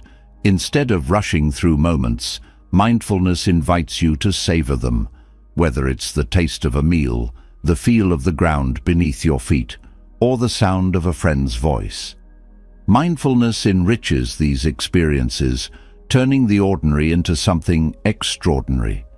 This depth of presence brings a sense of fulfillment that no external achievement can match. Fear often pulls you from the present, as the mind fixates on what might go wrong. Living in the now dissolves this fear, as it reminds you that you have the strength to face what is happening in this moment. The future is unknown, but the present is manageable. By focusing on what you can do now rather than what may come, you reduce fear's grip and regain your sense of agency. Non-attachment is another key to living in the present. Clinging to outcomes or resisting change keeps you tethered to the past or future, preventing you from fully engaging with now. Non-attachment frees you from this tether, allowing you to experience life as it unfolds. This freedom doesn't mean detachment from life, but a deeper connection to it, as you engage with each moment without the weight of expectation. Patience plays a vital role in embracing the present. The desire for immediate results often pulls you into the future as you focus on what's next rather than what's now. Patience teaches you to trust the timing of life, to find contentment in the process rather than rushing toward the outcome. This practice cultivates a sense of calm and resilience, helping you stay grounded in the now. The present moment also fosters creativity. When the mind is no longer preoccupied with the past or future, it has the freedom to explore, imagine, and create. This creativity is not forced, but flows naturally, arising from a state of openness and curiosity. By living in the now, you tap into this flow, discovering insights and ideas that might otherwise remain hidden. Compassion deepens in the present. When you're fully here, you see yourself and others more clearly, without the distortions of past judgments or future fears. This clarity allows you to approach life with kindness and understanding, creating a sense of harmony within and around you. Compassion becomes not just an action, but a way of being, rooted in the awareness of life's shared humanity. Living in the present is a practice, not a destination. It requires constant attention and intention, as the mind will always try to pull you elsewhere. Each time you bring yourself back to now, you strengthen this practice, building a foundation of peace and clarity that grows over time. This effort is not about perfection, but about presence, a willingness to engage with life as it is. The beauty of the present moment is that it holds everything you need. Peace, joy, understanding, and growth are not things to be found elsewhere. They are here, waiting for you to notice them. By living in the now, you free yourself from the burdens of regret and worry, creating space for a life that is rich, meaningful, and deeply fulfilling. Anxiety loses its power when you embrace the timeless wisdom of Buddhism, which invites you to see fear for what it truly is, an illusion of the mind. By living in the present, letting go of attachments, and understanding the impermanence of all things, you create a foundation of inner peace. Fear no longer controls you when you face it with patience, compassion, and a deep trust in life's unfolding. These lessons are not just teachings. They are tools to reshape how you experience the world, offering freedom from the weight of worry and opening the door to a life of clarity and purpose. If these lessons resonated with you, share your thoughts in the comments below. Which of these teachings spoke to you the most? Have you already started applying them in your life? Let's build a community of shared wisdom and growth together. And don't forget to subscribe to the channel for more content that uplifts, inspires, and guides you toward living your best life. Click the bell icon so you never miss out on new videos. Together, we'll keep learning, growing, and stepping into the calm confidence that comes with living without fear. See you in the next video.